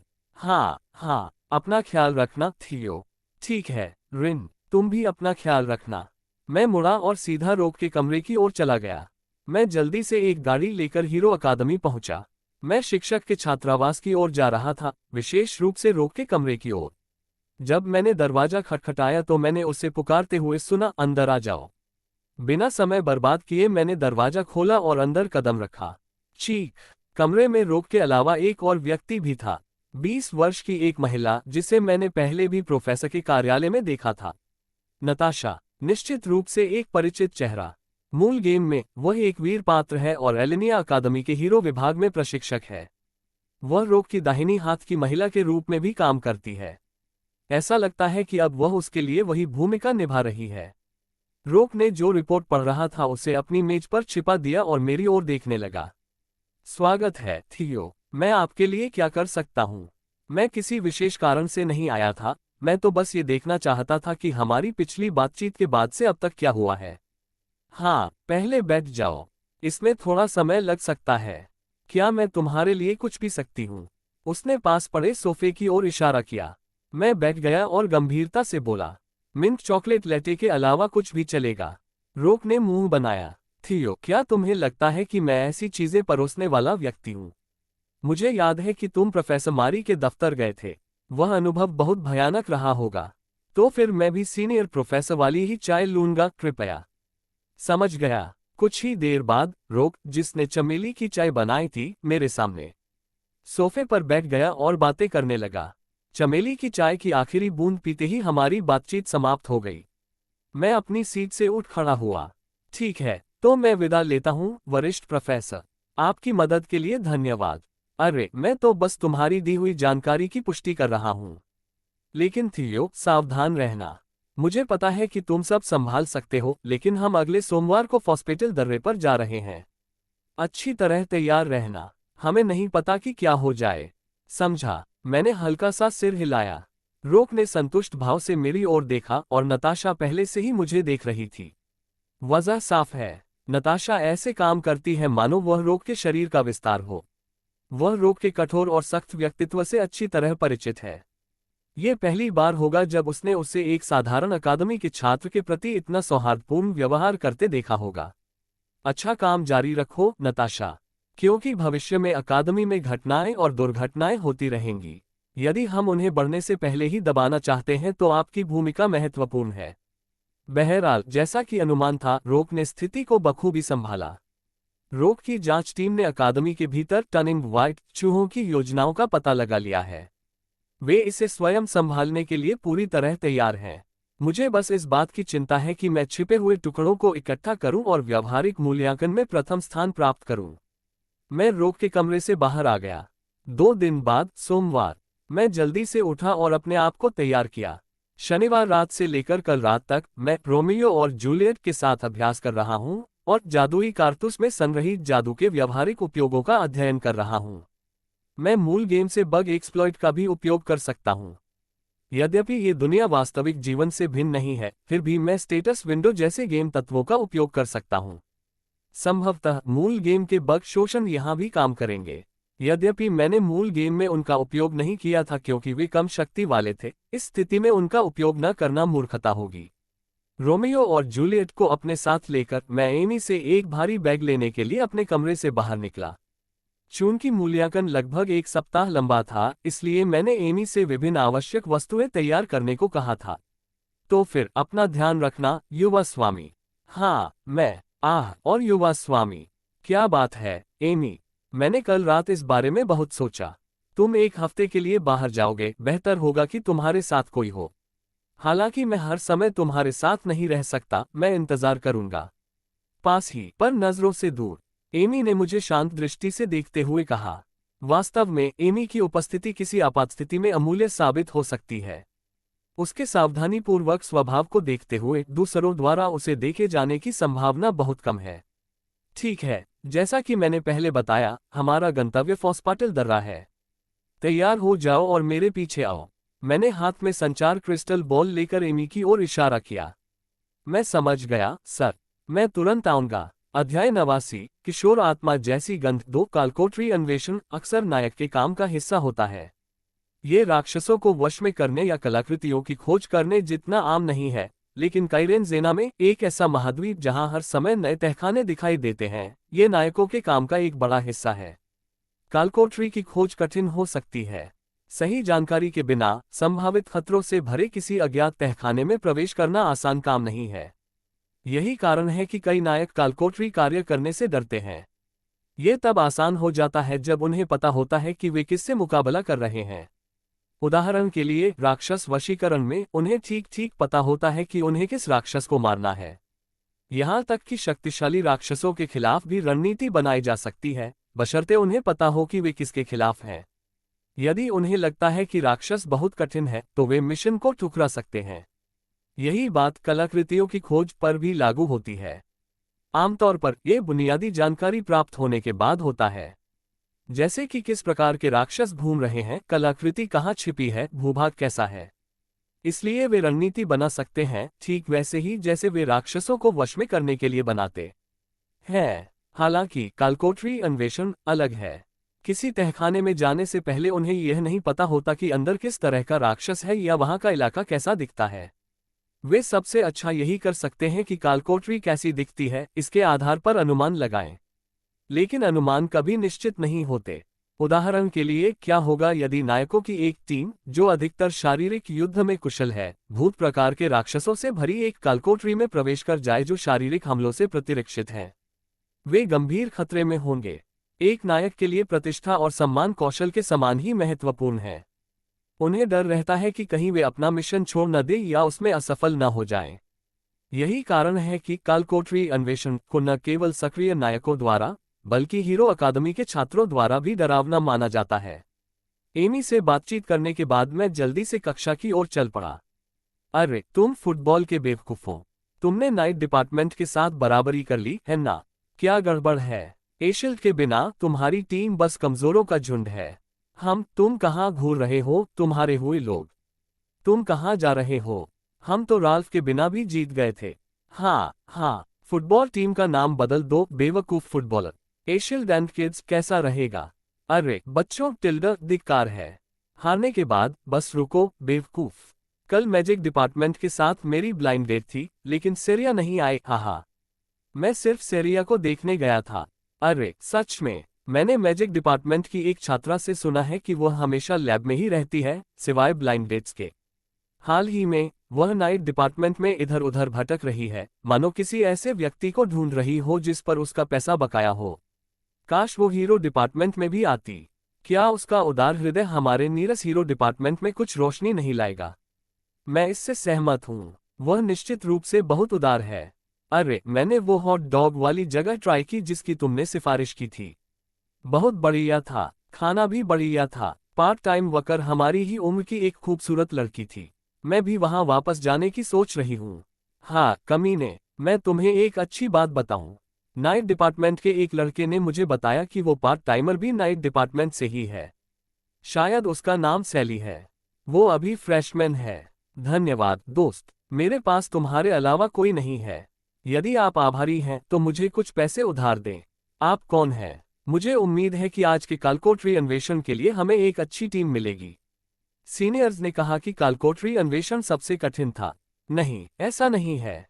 हाँ, यह मुश्किल जरूर है, लेकिन युद्ध क्षेत्र में जाने से बेहतर है। क्या तुमने सब कुछ पैक कर लिया है? बस कुछ कपड़े और प्रसाधन सामग्री। ये काम करना चाहिए। आज भी कक्षा विद्यार्थियों की जीवंत बातचीत से भरी हुई थी। जैसा कि आमतौर पर होता है, मैंने खुद को नोक्टार और मेरे ऑक सहपाठियों के बीच अंतिम पंक्ति में पाया।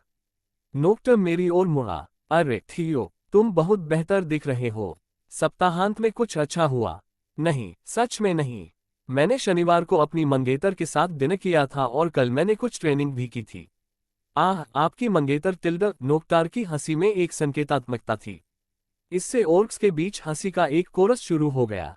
एक सच्चा योद्धा प्रशिक्षण के दौरान हमेशा महिलाओं से मिलने का समय निकाल ही लेता है। हमें इससे सीख लेनी चाहिए। एक तरह से इंसानों से ईर्ष्या होनी चाहिए, है ना? सच है, हमारे पास मिलने के लिए कोई महिला भी नहीं है। क्या सभी विभागों में 10 महिला प्रथम वर्ष की छात्राएं हैं? अभी तो 10 हैं, लेकिन अगले साल तक आधे खत्म हो जाएंगे। एक ओर्क सहपाठी ने अपनी चिंता व्यक्त की और उनके बीच एक उदास माहौल फैल गया। एलेनिया अकादमी कोई आसान काम नहीं था। महाद्वीप के शीर्ष संस्थान होने के नाते प्रवेश पाने में असफल रहने वाले छात्रों को अक्सर निष्कासित कर दिया जाता था। नायक विभाग की तरह नाइट विभाग के लिए भी न केवल शारीरिक कौशल की बल्कि बुद्धि की भी आवश्यकता थी। यहीं पर ऑक्स को, जिनमें अक्सर बुद्धिमत्ता की कमी होती है, अकादमी में कठिनाई महसूस हुई। एलेनिया अकादमी से एक ऑक्स स्नातक समाचार बनेगा। ये बहुत दुर्लभ था। बहुत सारी अलविदा कहने की नौबत आने वाली है। मैंने अपने ऑक्स सहपाठियों पर सहानुभूति भरी नजर डाली। नोक्टार को छोड़कर, जो वर्तमान में हमारे ग्रेड में 71वें स्थान पर है, अन्य सभी मुश्किल से वर्ष पूरा कर पाए हैं। यद्यपि मेरी सहायता से उनके व्यावहारिक युद्ध स्कोर में भारी वृद्धि हुई थी। नोक्टार के अलावा जो मेरे पक्ष में था, उन सब की देखभाल करना कठिन था। ये ओर्क्स, जो नोक्टार से भी कम बौद्धिक रूप से संपन्न हैं, सैद्धांतिक अध्ययन में बहुत संघर्ष करते हैं। उनकी ताकत आदेशों का पालन करने में निहित थी। ये गुण भविष्य के नायकों की तुलना में सहायकों के लिए अधिक उपयुक्त था। मुझे आशा है कि हम अपनी यात्रा साथ साथ जारी रख सकेंगे। जब हमने जादुई कालकोटरी की घटना के अपराधी फ्रांसिस को पकड़ा, तो ऑक्स ने बिना किसी हिचकिचाहट के मेरी मदद की थी। यह आश्वस्त करने वाली बात होगी कि अकादमी के भीतर एक ऐसा गुट है जो मुझ पर अटूट विश्वास रखता है। मुझे उनकी मदद करने का कोई रास्ता ढूंढना होगा। मेरी वर्तमान शैक्षणिक रैंकिंग 181वीं है। जीवित रहने के लिए मुझे शीर्ष रैंक में स्नातक होना पड़ा। ये स्वार्थपूर्ण लग रहा था, लेकिन मुझे पहले अपने अस्तित्व को प्राथमिकता देनी थी। एक बार यह आश्वासन मिल जाए तो मैं निश्चित रूप से अपनी सहायता प्रदान करूंगा। यदि मैं रोक और मारी के साथ अपने वर्तमान संबंधों को बनाए रखने में कामयाब रहा, तो मुझे विश्वास है कि मैं अपने और दोस्तों की सहायता करने का कोई रास्ता खोज सकता हूं। जैसे ही मैंने अपना संकल्प दृढ़ किया, नोक्टार और ऑक्स के साथ गहन बातचीत में कक्षा का दरवाजा खुल गया। क्रियाक रोक आगे बढ़ा। कक्षा में सन्नाटा छा गया, एक गहरी प्रत्याशा भरी खामोशी। केंद्रीय डेस्क पर खड़े होकर रोक ने अपनी टाई ठीक की और कक्षा को संबोधित किया। आज, जैसा कि पहले घोषणा की गई थी, हम फॉस्पाटिल दर्रे की ओर एक अभियान पर निकल पड़े हैं। यह अकादमी के भीतर कोई और नकली जादुई कालकोठरी नहीं, बल्कि एक असली कालकोठरी है। अप्रत्याशित चुनौतियों के लिए तैयार रहें। रोक ने तेजी से ताली बजाए और एक डरपोक सहायक को कक्षा में बुलाया, जिसके हाथ में एक बड़ा स्क्रॉल था। रोक ने छात्रों का सर्वेक्षण किया, उनकी आवाज स्थिर और संतुलित थी। जिस क्षण आपकी टीमों की घोषणा हो, उस अभ्यास को एक वास्तविक दुनिया के मिशन के रूप में माने। सभी परिस्थितियों को एक नायक की तरह संभालें, शांति, तर्क और संवेदनशीलता के साथ। सभी को पूरी तरह सतर्क रहना चाहिए। वह सहायक की ओर मुड़ा, जिसने तुरंत ही उस स्क्रॉल को पास के बुलेटिन बोर्ड पर चिपका दिया। मैं रोक से पूछना चाहता हूँ, क्या उसने यह व्यवस्था की है? पहले की तरह और अब भी। ये सब इतनी आसानी से कैसे हो जाता है, मानो समूहों के लिए क्रम पहले से तय कर दिया गया हो। ध्रुरुरुक सरसराहट के साथ स्क्रॉल खुल गया और उसके अंदर की जानकारी सामने आ गई। कक्षा में एक बार फिर सन्नाटा छा गया। छात्र उत्सुकता से स्क्रॉल को देख रहे थे और अपनी टीम और साथियों को ढूंढ रहे थे। Team 2, Payal, Andrew, Theo, Travis, Monica. Team 5, Jung, Woohee, नोक्टार, पीटर, समीर, गेरबीर। टीम 9, आयशा, सिएना, एरोन, जेगल, युग, माइक। मैं आयशा के साथ एक ही टीम में हूँ। हे, मैं फिर से नीके वाली टीम में हूँ।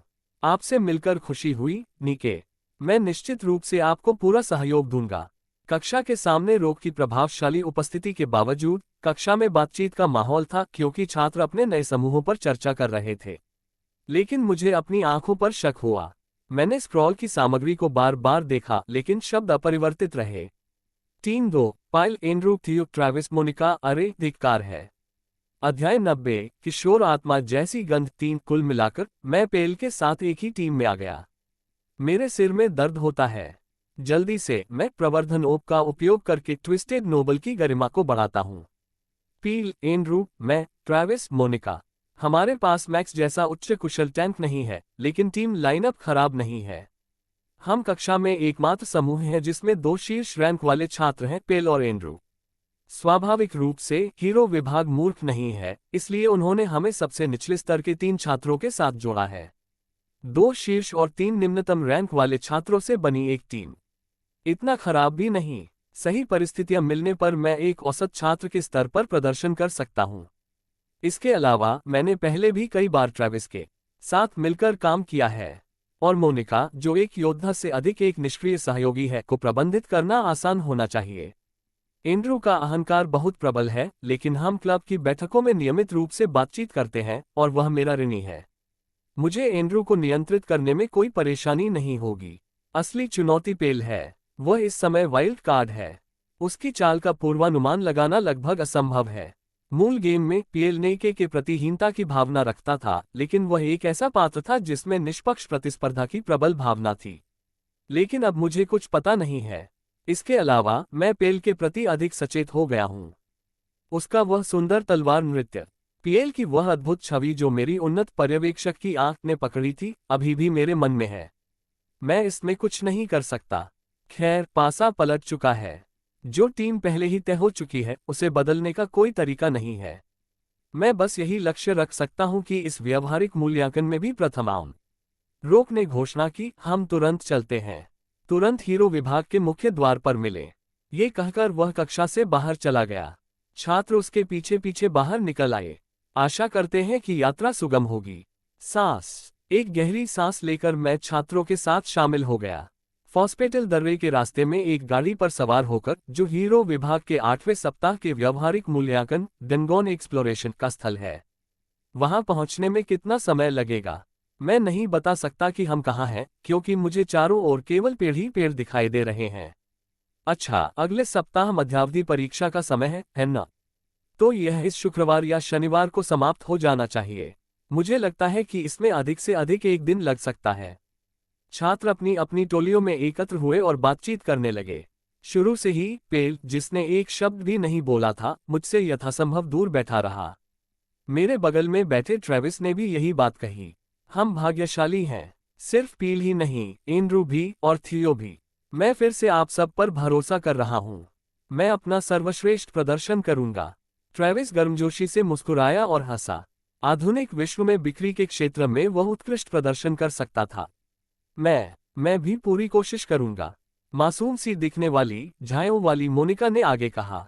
मैं भी अपना सर्वश्रेष्ठ प्रयास करूंगा। मुझे आप सभी पर भरोसा है।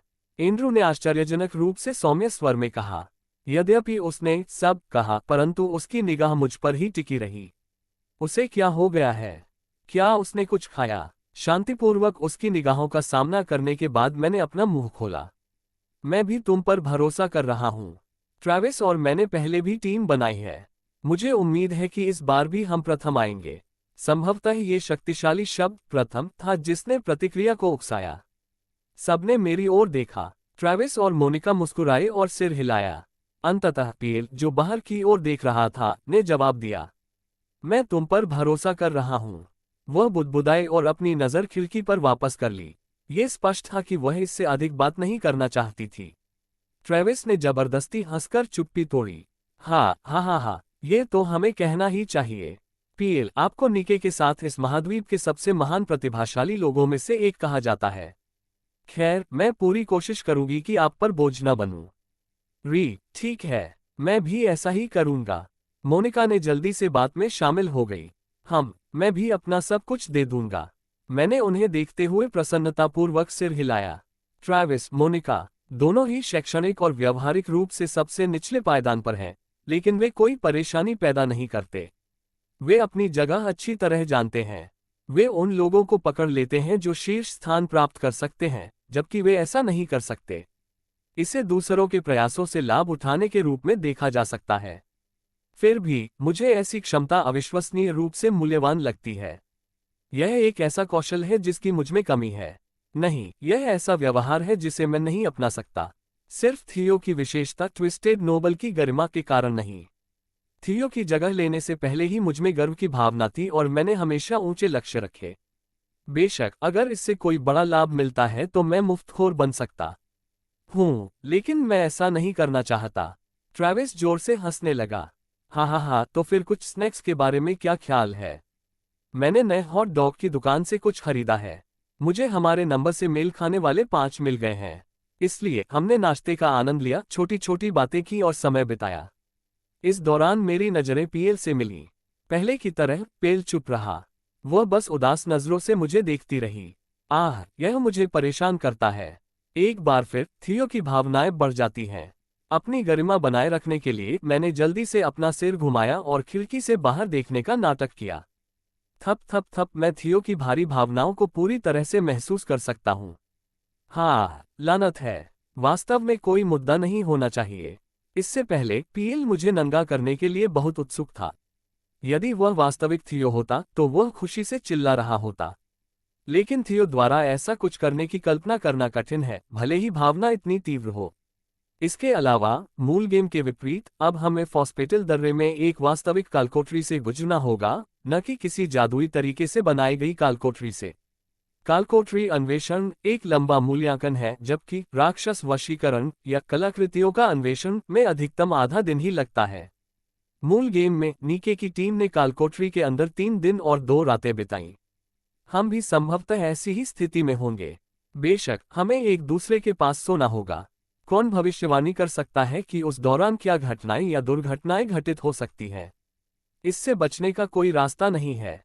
यदि मैं विस्मरण की औषधि ले सकूं, जो केवल विशेष साधनों से ही प्राप्त की जा सकती है, तो मैं इन भावनाओं से छुटकारा पा सकता हूं, लेकिन यह अन्य सभी यादों और भावनाओं को भी मिटा देगा। मेरे पास स्वयं इस पर काबू पाने के अलावा कोई विकल्प नहीं है। मुझे अपनी दृढ़ता बढ़ाने की जरूरत है। दृढ़ता स्वाभाविक रूप से इच्छाशक्ति को बढ़ाती है। ये बात मन में रखते हुए मैंने अपनी आंखें बंद करके अपनी जेब में रखे रोमियो और जूलियट से खेला। ठंडे स्पर्श से आराम मिला। मुझे शांत रहना होगा। हीरो अकादमी के छात्र देर रात फॉस्पेटल दर्रे पर पहुंचे। उफ, क्या समय हो गया है। हम दिन के उजाले में निकले थे और अभी पहुंचे हैं। अभी तो 10 बजे ही बीते हैं। इसमें लगभग 12 घंटे लगे।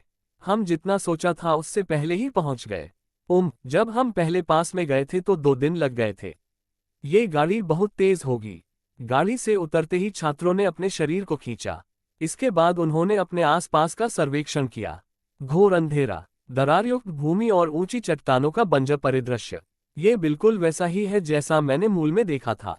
थियो ने अपने आसपास का माहौल देखते हुए सोचा। धप धप रोक दूसरे डिब्बे से उतरते हुए भारी स्वर में बोला। सभी लोग अपनी टीम के साथ इकट्ठा हो जाएं और मेरे सामने पंक्ति में खड़े हो जाएं। छात्र जो पहले अपने आसपास के माहौल में व्यस्त थे, टीम बनाकर रोक के सामने पंक्तिबद्ध हो गए। रोक ने छात्रों की संख्या की पुष्टि करने के बाद आदेश दिया, अच्छा प्रशिक्षकों, छात्रों को तुरंत सामग्री वितरित करें। पिछले व्यावहारिक मूल्यांकन की तुलना में अधिक प्रशिक्षक कार्य में जुट गए। उन्होंने एक बड़े मालवाहक वाहन से बड़े हरे रंग के बैग बरामद किए। धप धप धप प्रशिक्षकों ने छात्रों के सामने बैग रख दिए, प्रत्येक टीम के लिए एक, कुल 40 बैकपैक। छात्रों ने उत्सुकता से बैगों को देखा, लेकिन किसी ने भी उन्हें खोलने की हिम्मत नहीं की।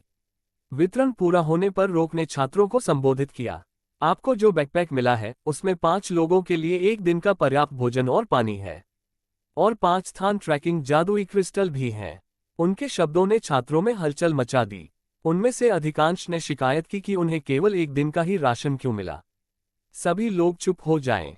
रोक ने अपना हाथ उठाकर छात्रों को शांत किया और फिर अपनी बात जारी रखी। असली कालकोठरी की खोज प्रवेश द्वार का पता लगाने से शुरू होती है। फॉस्पाटल दर्रे के भीतर कहीं एक कालकोठरी है जिसकी आपको खोज करनी है। अंतिम तिथि गुरुवार दोपहर 1 बजे है। जितना हो सके उतना प्रयास करें। प्रथम वर्ष के छात्रों के लिए यह एक कठिन कार्य था, जिनमें से अधिकांश किशोरावस्था के मध्य में थे। केवल कुछ ही छात्रों ने पर्याप्त तैयारी की थी, क्योंकि पूर्ण विवरण उपलब्ध नहीं कराया गया था। छात्र निराशा में बुदबुदा रहे थे, हम क्या करें, हम क्या करें। फिर भी रोक के शब्द अपरिवर्तित रहे, क्रिस्टल को अभी बांट दो, प्रति व्यक्ति एक। अन्वेषण 10 मिनट में शुरू होगा। ये शब्द कहकर रोक ने अपनी पीठ मोड़ ली। ऐसा ही करते हुए प्रशिक्षक भी मुंह मोड़कर गायब हो गए। इसके तुरंत बाद शांत फॉस्पेटल दर्रा छात्रों की हताश चीखों से भर गया।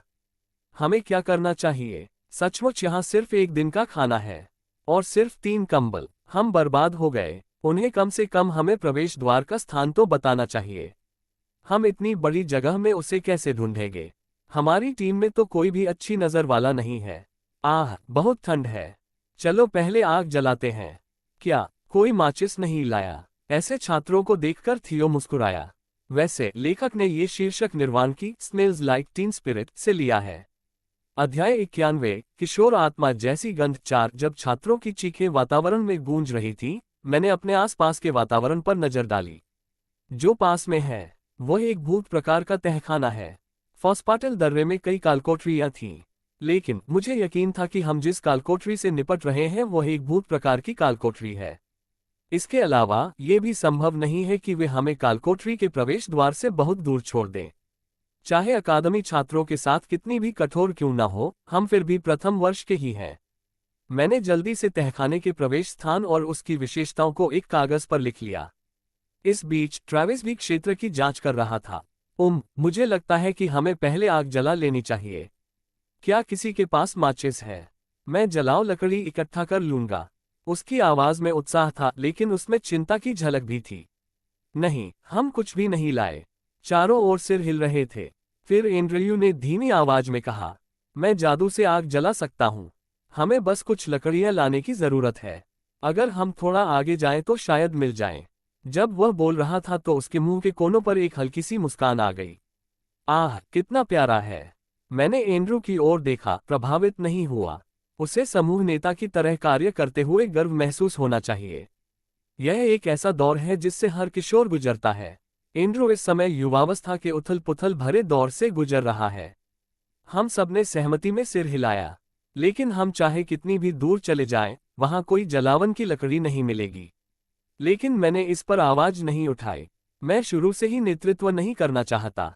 इससे इस व्यावहारिक मूल्यांकन में प्रथम स्थान प्राप्त करने की संभावना सबसे अधिक होगी। ग्रेड में मेरा स्थान 181वां है, जो सबसे निचला स्तर है। दूसरी ओर हमारी टीम में दूसरे रैंक के पीएल और 9वें रैंक के एंड्रू हैं। 2 शीर्ष स्तरीय छात्र। वैसे भी कोई मेरी बात नहीं सुनेगा। कुछ अधिकार प्राप्त करने का सबसे अच्छा तरीका यह था कि जब एंड्रू और पीएल गड़बड़ करते हैं तो समाधान प्रदान किया जाए। सबसे बड़ी बात यह है कि एंड्रू देर सवेर गलती करेगा और घबरा जाएगा। इस तरह या किसी और तरह। ट्रेविस ने एंड्रू की ओर देखते हुए अपनी खुशी बनाए रखने की कोशिश करते हुए कहा, तो मैं जल्दी से जाकर वापस आ जाऊंगा। आखिरकार मैं तेज हूं। तुम लोग मेरे बिना दूसरी जगह नहीं जा सकते, ठीक है? जरूर, जल्दी वापस आओ, एंड्रू ने उत्तर दिया, उसके चेहरे पर प्रसन्नता का भाव था। 1 घंटे बाद ट्रेविस खाली हाथ वापस आया। मुझे आसपास कोई पेड़ नहीं मिला जिससे हम जलावन की लकड़ी बना सकें। मैं काफी दूर तक गया लेकिन कुछ नहीं मिला। लगता है कि दूसरी टीमें भी इसी नाव में हैं। उसकी आवाज निराशा से भरी थी। हमने चारों ओर देखा। वास्तव में अन्य सभी टीमें भी उसी स्थिति में थीं तथा उन्हें भी शायद कोई ईंधन नहीं मिल रहा था। बेशक ऐसा कुछ भी नहीं होगा। फॉस्फाटेल दर्रे को बंजर भूमि के रूप में वर्णित किया जा सकता है। ऐसी बंजर जगह में पेड़ों की जड़ पकड़ने और बढ़ने की कोई संभावना नहीं है। अब क्या? मोनिका, जिसके चेहरे पर चिंता के भाव थे, एंड्रू की ओर मुड़ी। अचानक एंड्रू के पास कहने को शब्द नहीं बचे। यहां तक कि एंड्रू जैसा प्रतिभाशाली जादूगर भी बिना कुछ जलाए होलिका दहन नहीं कर सकता।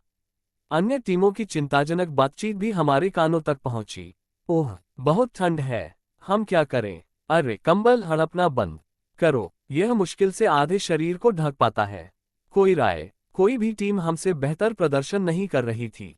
हे, मैंने ट्विस्टेड नोबल की गरिमा को बढ़ाने के लिए एम्पलीफिकेशन ऑर्ब का उपयोग किया, बस अपनी मुस्कुराहट को नियंत्रण में रखने के लिए।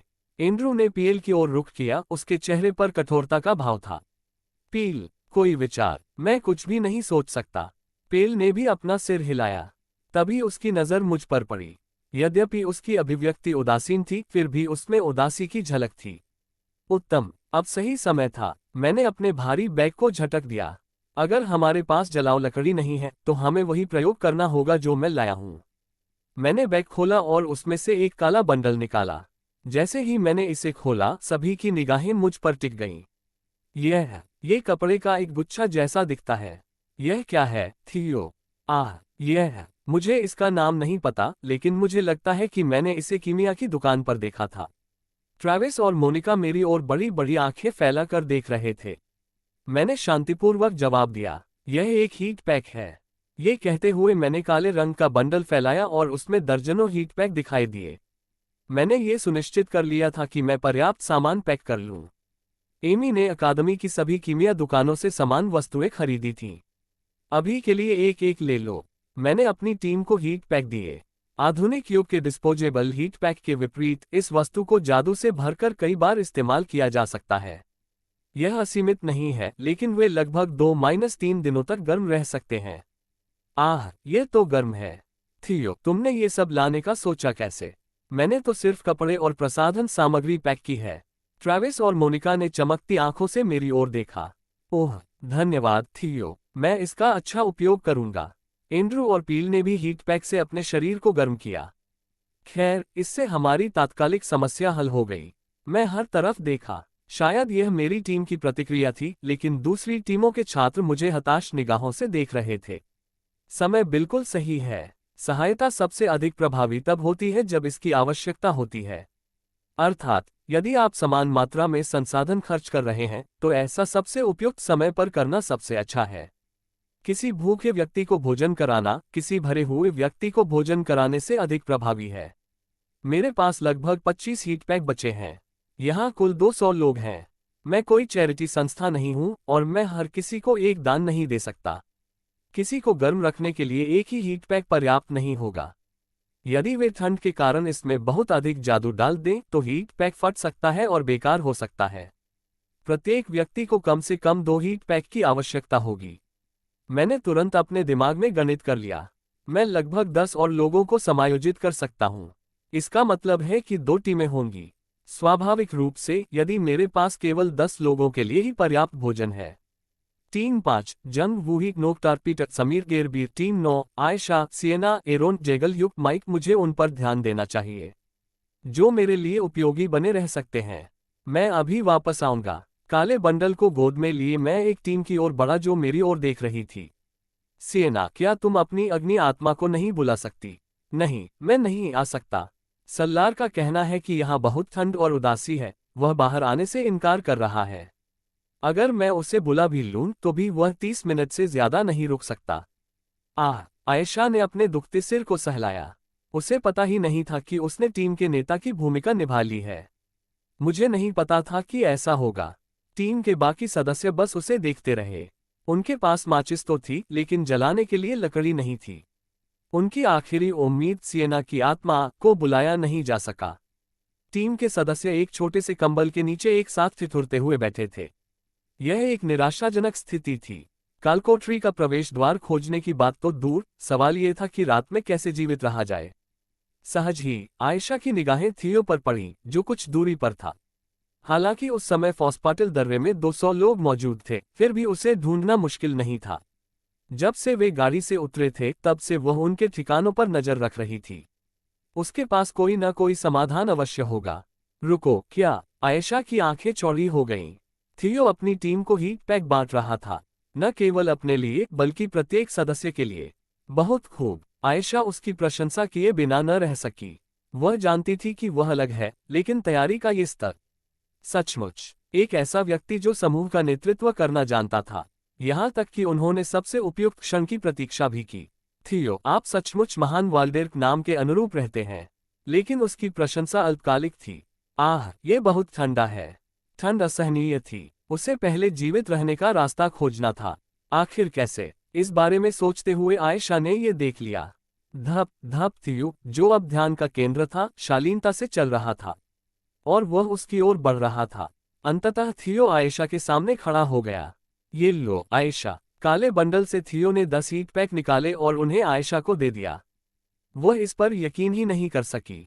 क्या तुम सचमुच मुझे इतने सारे दे सकते हो? इस दर्रे की ठंडी रात में बचने के लिए एक गोली काफी नहीं है। अपनी टीम के हर सदस्य को 2 गोली बांट दो और कल सुबह इस नोट को पढ़ लेना। थियो ने अपनी जेब से एक करीने से मुड़ा हुआ नोट आयशा को दिया। आयशा ने घबराकर नोट प्राप्त किया।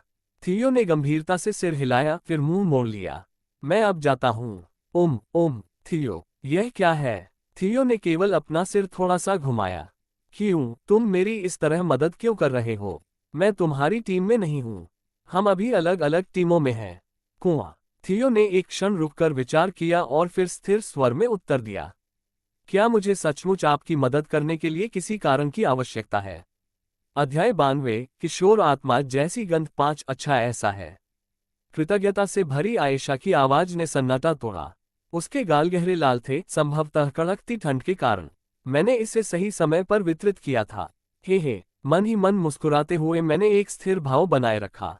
काइरेन जेना क्रॉनिकल्स, एक ऐसा खेल जिसमें मैंने लगभग 20,000 घंटे लगाए हैं, की बारीकियां पूरी तरह से मेरी समझ में थीं। कोई भी मेरी महारत का मुकाबला नहीं कर सकता। मुझे आयशा को अच्छे स्वास्थ्य में रखना था। आने वाले समय में वह मेरे लिए बहुत उपयोगी होगी। मैं अंदर से खुश था, लेकिन बाहर से मैं शांत और उदासीन था। आयशा पर एक संक्षिप्त उदासीन नजर डालने के बाद मैं मुड़ गया। तो फिर आयशा, अपना ख्याल रखना। अचानक मेरी पीठ पर एक वजन सा आ गया। मजबूत, फिर भी लचीला। मेरी मोटी वर्दी के बावजूद इसने अपना प्रभाव दिखाया। थियो, तुम मुझसे एक शब्द भी कहे बिना कैसे चले गए? क्या ये बहुत क्रूर नहीं है? उस वजन का मालिक सिएना था।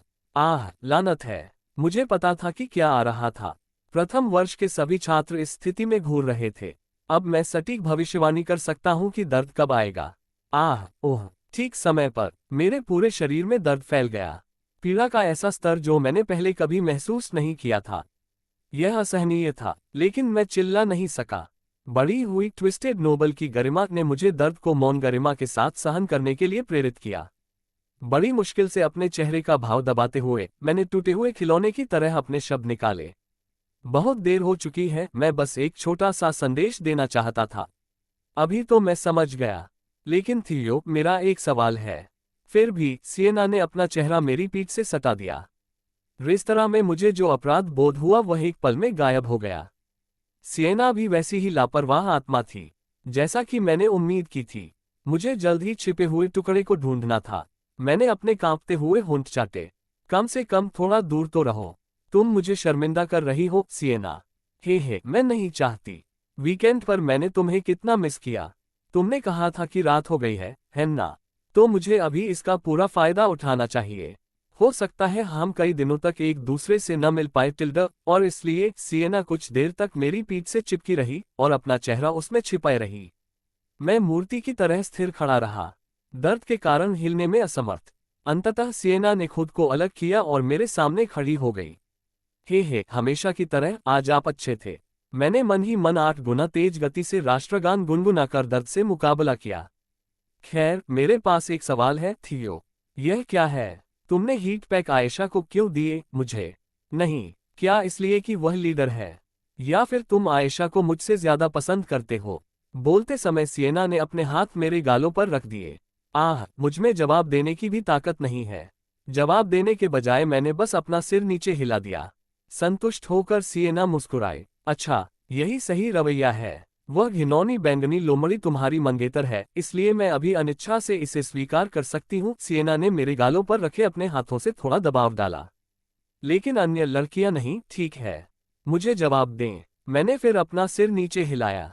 सिएना ने एहे कहकर मुस्कुराया और अपने हाथ मेरे गालों से हटा लिए। फिर उसने अपनी वस्तु में से कुछ निकाला। मेरी आंखें चौड़ी हो गईं।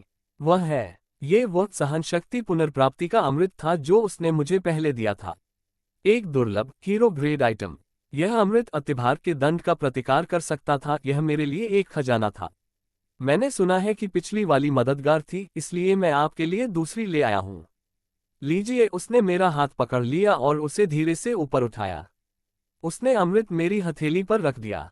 हम शायद कुछ दिनों तक एक दूसरे से मिल न पाए, है ना? जब तुम ये देखो तो मेरे बारे में सोचना, समझे? मैं समझ गया, तुम जवाब देने में तेज हो। हे क्यूट थियो, इतना क्यूट क्यों है टिल्डा? मैं सच में तुम्हें कहीं रखना और बड़ा करना चाहती हूँ। खैर, आज के लिए इतना ही काफी है। अब मैं चलती हूँ। ओह, और वह बीच वाक्य में रुकी और मेरी ओर कोमल दृष्टि से देखने लगी। अगर तुम असफल भी हो जाओ तो भी हार मत मानो, ठीक है? थियो, तुम यहाँ मौजूद सभी लोगों से ज्यादा चमकते हो। मेरे सिर पर अंतिम थपकी के साथ सिएना अपनी टीम में वापस लौट गई। वह क्या कह रही है? पहले तो वह मुझे दर्द देती है और फिर दवा देती है। मैंने सिएना द्वारा दिया गया सहनशक्ति पुनर्प्राप्ति का अमृत जेब में रख लिया। इसके साथ मैं आपातकाल में ओवरलोड का उपयोग कर सकता हूँ। अतः ये सत्य है कि संघर्ष के अंत में सौभाग्य प्राप्त होता है। अच्छा, चलो जंग वूही और नोकटार की टीम को हीट पैक सौंप दें और जल्दी से वापस लौट आएं। जंग वूही और नोकटार की टीम को हीट पैक देने के बाद मैं अपनी टीम में वापस आ गया। ये खेदजनक है कि मैं अपने ऑक मित्रों को कुछ भी नहीं दे सका, लेकिन हीट पैक की आपूर्ति कम थी। मेरे पास जो 30 थे वे एमी ने अकादमी की कीमिया की दुकान से खरीदे थे। हीट पैक, आधुनिक दुनिया में इन्हें पाना आसान है, लेकिन यहाँ कहानी अलग है। वे काफी महंगे हैं और अकादमी में उनकी ज्यादा मांग नहीं है, इसलिए स्टॉक सीमित है। अंत में मैं केवल 30 अंक ही प्राप्त कर सका। अब वे सभी वितरित हो चुके थे। मेरे पास कुछ भी अतिरिक्त नहीं था। मैंने न केवल आयशा, सिएना, जंग वूही और नोकटार को बल्कि पूरी टीम को हीट पैक दिए ताकि उनके समूहों में उनकी प्रतिष्ठा और सम्मान बढ़े। इसके अलावा मैंने उन्हें कालकोठरी के प्रवेश द्वार के स्थान और विशेषताओं का विवरण देते हुए एक नोट भी दिया जो उनके लिए बहुत मददगार साबित होगा। अब बस एक अच्छी रात की नींद बाकी थी और उसके बाद सुबह सुबह कालकोठरी की ओर कूच करना था। हालांकि आयशा और सिएना तथा जंग वूही और नोकटार की टीमों के पास जानकारी है, फिर भी मेरी अन्वेषण गति निश्चित रूप से उनसे आगे निकल जाएगी। नोट में अंदर के आश्चर्य और तहखाने के लेआउट जैसे सभी विवरण शामिल नहीं थे। हालांकि प्रवेश द्वार का स्थान और सामान्य विशेषताओं को जानना अन्य टीमों की तुलना में बहुत बड़ा लाभ होगा। मैंने अपनी टीम को संबोधित किया, यहाँ सोना अच्छा विचार नहीं है। मुझे पता है कि तुम थके हुए हो, लेकिन हमें थोड़ा आगे बढ़ना होगा। ठीक है थियो। ओह ठीक है। ट्रैविस और मोनिका ने मेरे पीछे कदम बढ़ाते हुए ऊर्जावान तरीके से जवाब दिया। एंड्रू, जो कुछ उबा हुआ लग रहा था, और पील, जो अभी भी उदास दिख रहा था, भी बिना कुछ कहे पीछे पीछे चले गए। लगभग 20 मिनट की पैदल यात्रा के बाद हम कालकोठरी के प्रवेश द्वार की ओर बढ़े। इससे हमारे और अन्य छात्रों के बीच काफी दूरी हो गई। मैंने अपने बैग से कुछ अतिरिक्त कंबल निकाले। ट्रैविस की आंखें चौड़ी हो गईं। वाह, तुमने भी यह सोचा? एक एक ले लो। मैंने पतले किंतु अत्यधिक ऊष्मारोधी कंबल अपने साथियों को सौंप दिए। हीट पैक की तरह इन्हें भी नियमित रूप से मैना की खुराक की आवश्यकता होती है, लेकिन ये लगभग 1 सप्ताह तक चलनी चाहिए। मोनिका ने उत्सुकता से चारों ओर देखा। लेकिन क्या आपको नहीं लगता कि हम दूसरों से बहुत दूर हैं? ये थोड़ा डरावना है। कोई बात नहीं, मुझ पर भरोसा करो। ये कहते हुए मैंने खुद को कंबल में लपेट लिया और आराम से बैठ गया। गार्ड शिफ्ट की कोई आवश्यकता नहीं थी।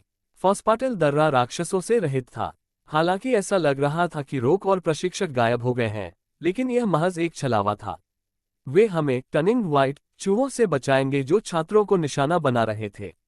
ये बात मुझे स्वयं रोक ने बताई। उफ, मैं थक गया हूँ। जल्दी सोना और उठना ही योजना थी। यदि पेल मेरा पीछा भी कर रही होती तो भी वह अन्य बच्चों के होते हुए बिना किसी कारण के मुझ पर कूदने की हिम्मत नहीं कर पाती। मैं सो गया। अगले दिन मैं जल्दी जाग गया। सुबह 5 बजे भी आसमान में अंधेरा छाया हुआ था, बादल रहित। अपने साथियों पर एक नजर डालने के बाद, जो अपने कंबलों के नीचे सो रहे थे, मैं एक एकांत क्षेत्र में चला गया। आसपास कोई नहीं है।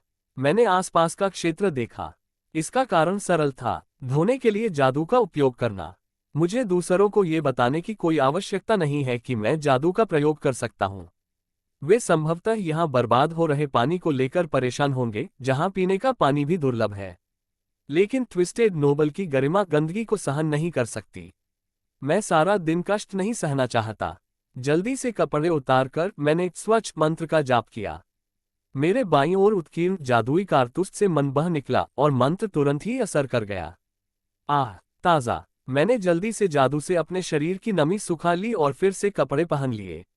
फिर एक संचार क्रिस्टल के माध्यम से मैंने एमी को उस तहखाने का सटीक स्थान और विशेषताएं बताईं, जिसका हम अन्वेषण करने वाले थे, तथा प्रवेश का अपेक्षित समय भी बताया। फिर मैं अपनी टीम में वापस आ गया। लगता है सब लोग अभी भी सो रहे हैं। बिस्तर पर लौटने का कोई मतलब नहीं है, बेहतर है कि गर्म हो जाएं। यह विचार करते हुए मैंने अपनी कमर पर बंधी अभ्यास तलवार की ओर हाथ बढ़ाया, लेकिन आप कहाँ थे? पेल, जो स्पष्टतः किसी समय जाग गया था, मेरी ओर घूर रहा था।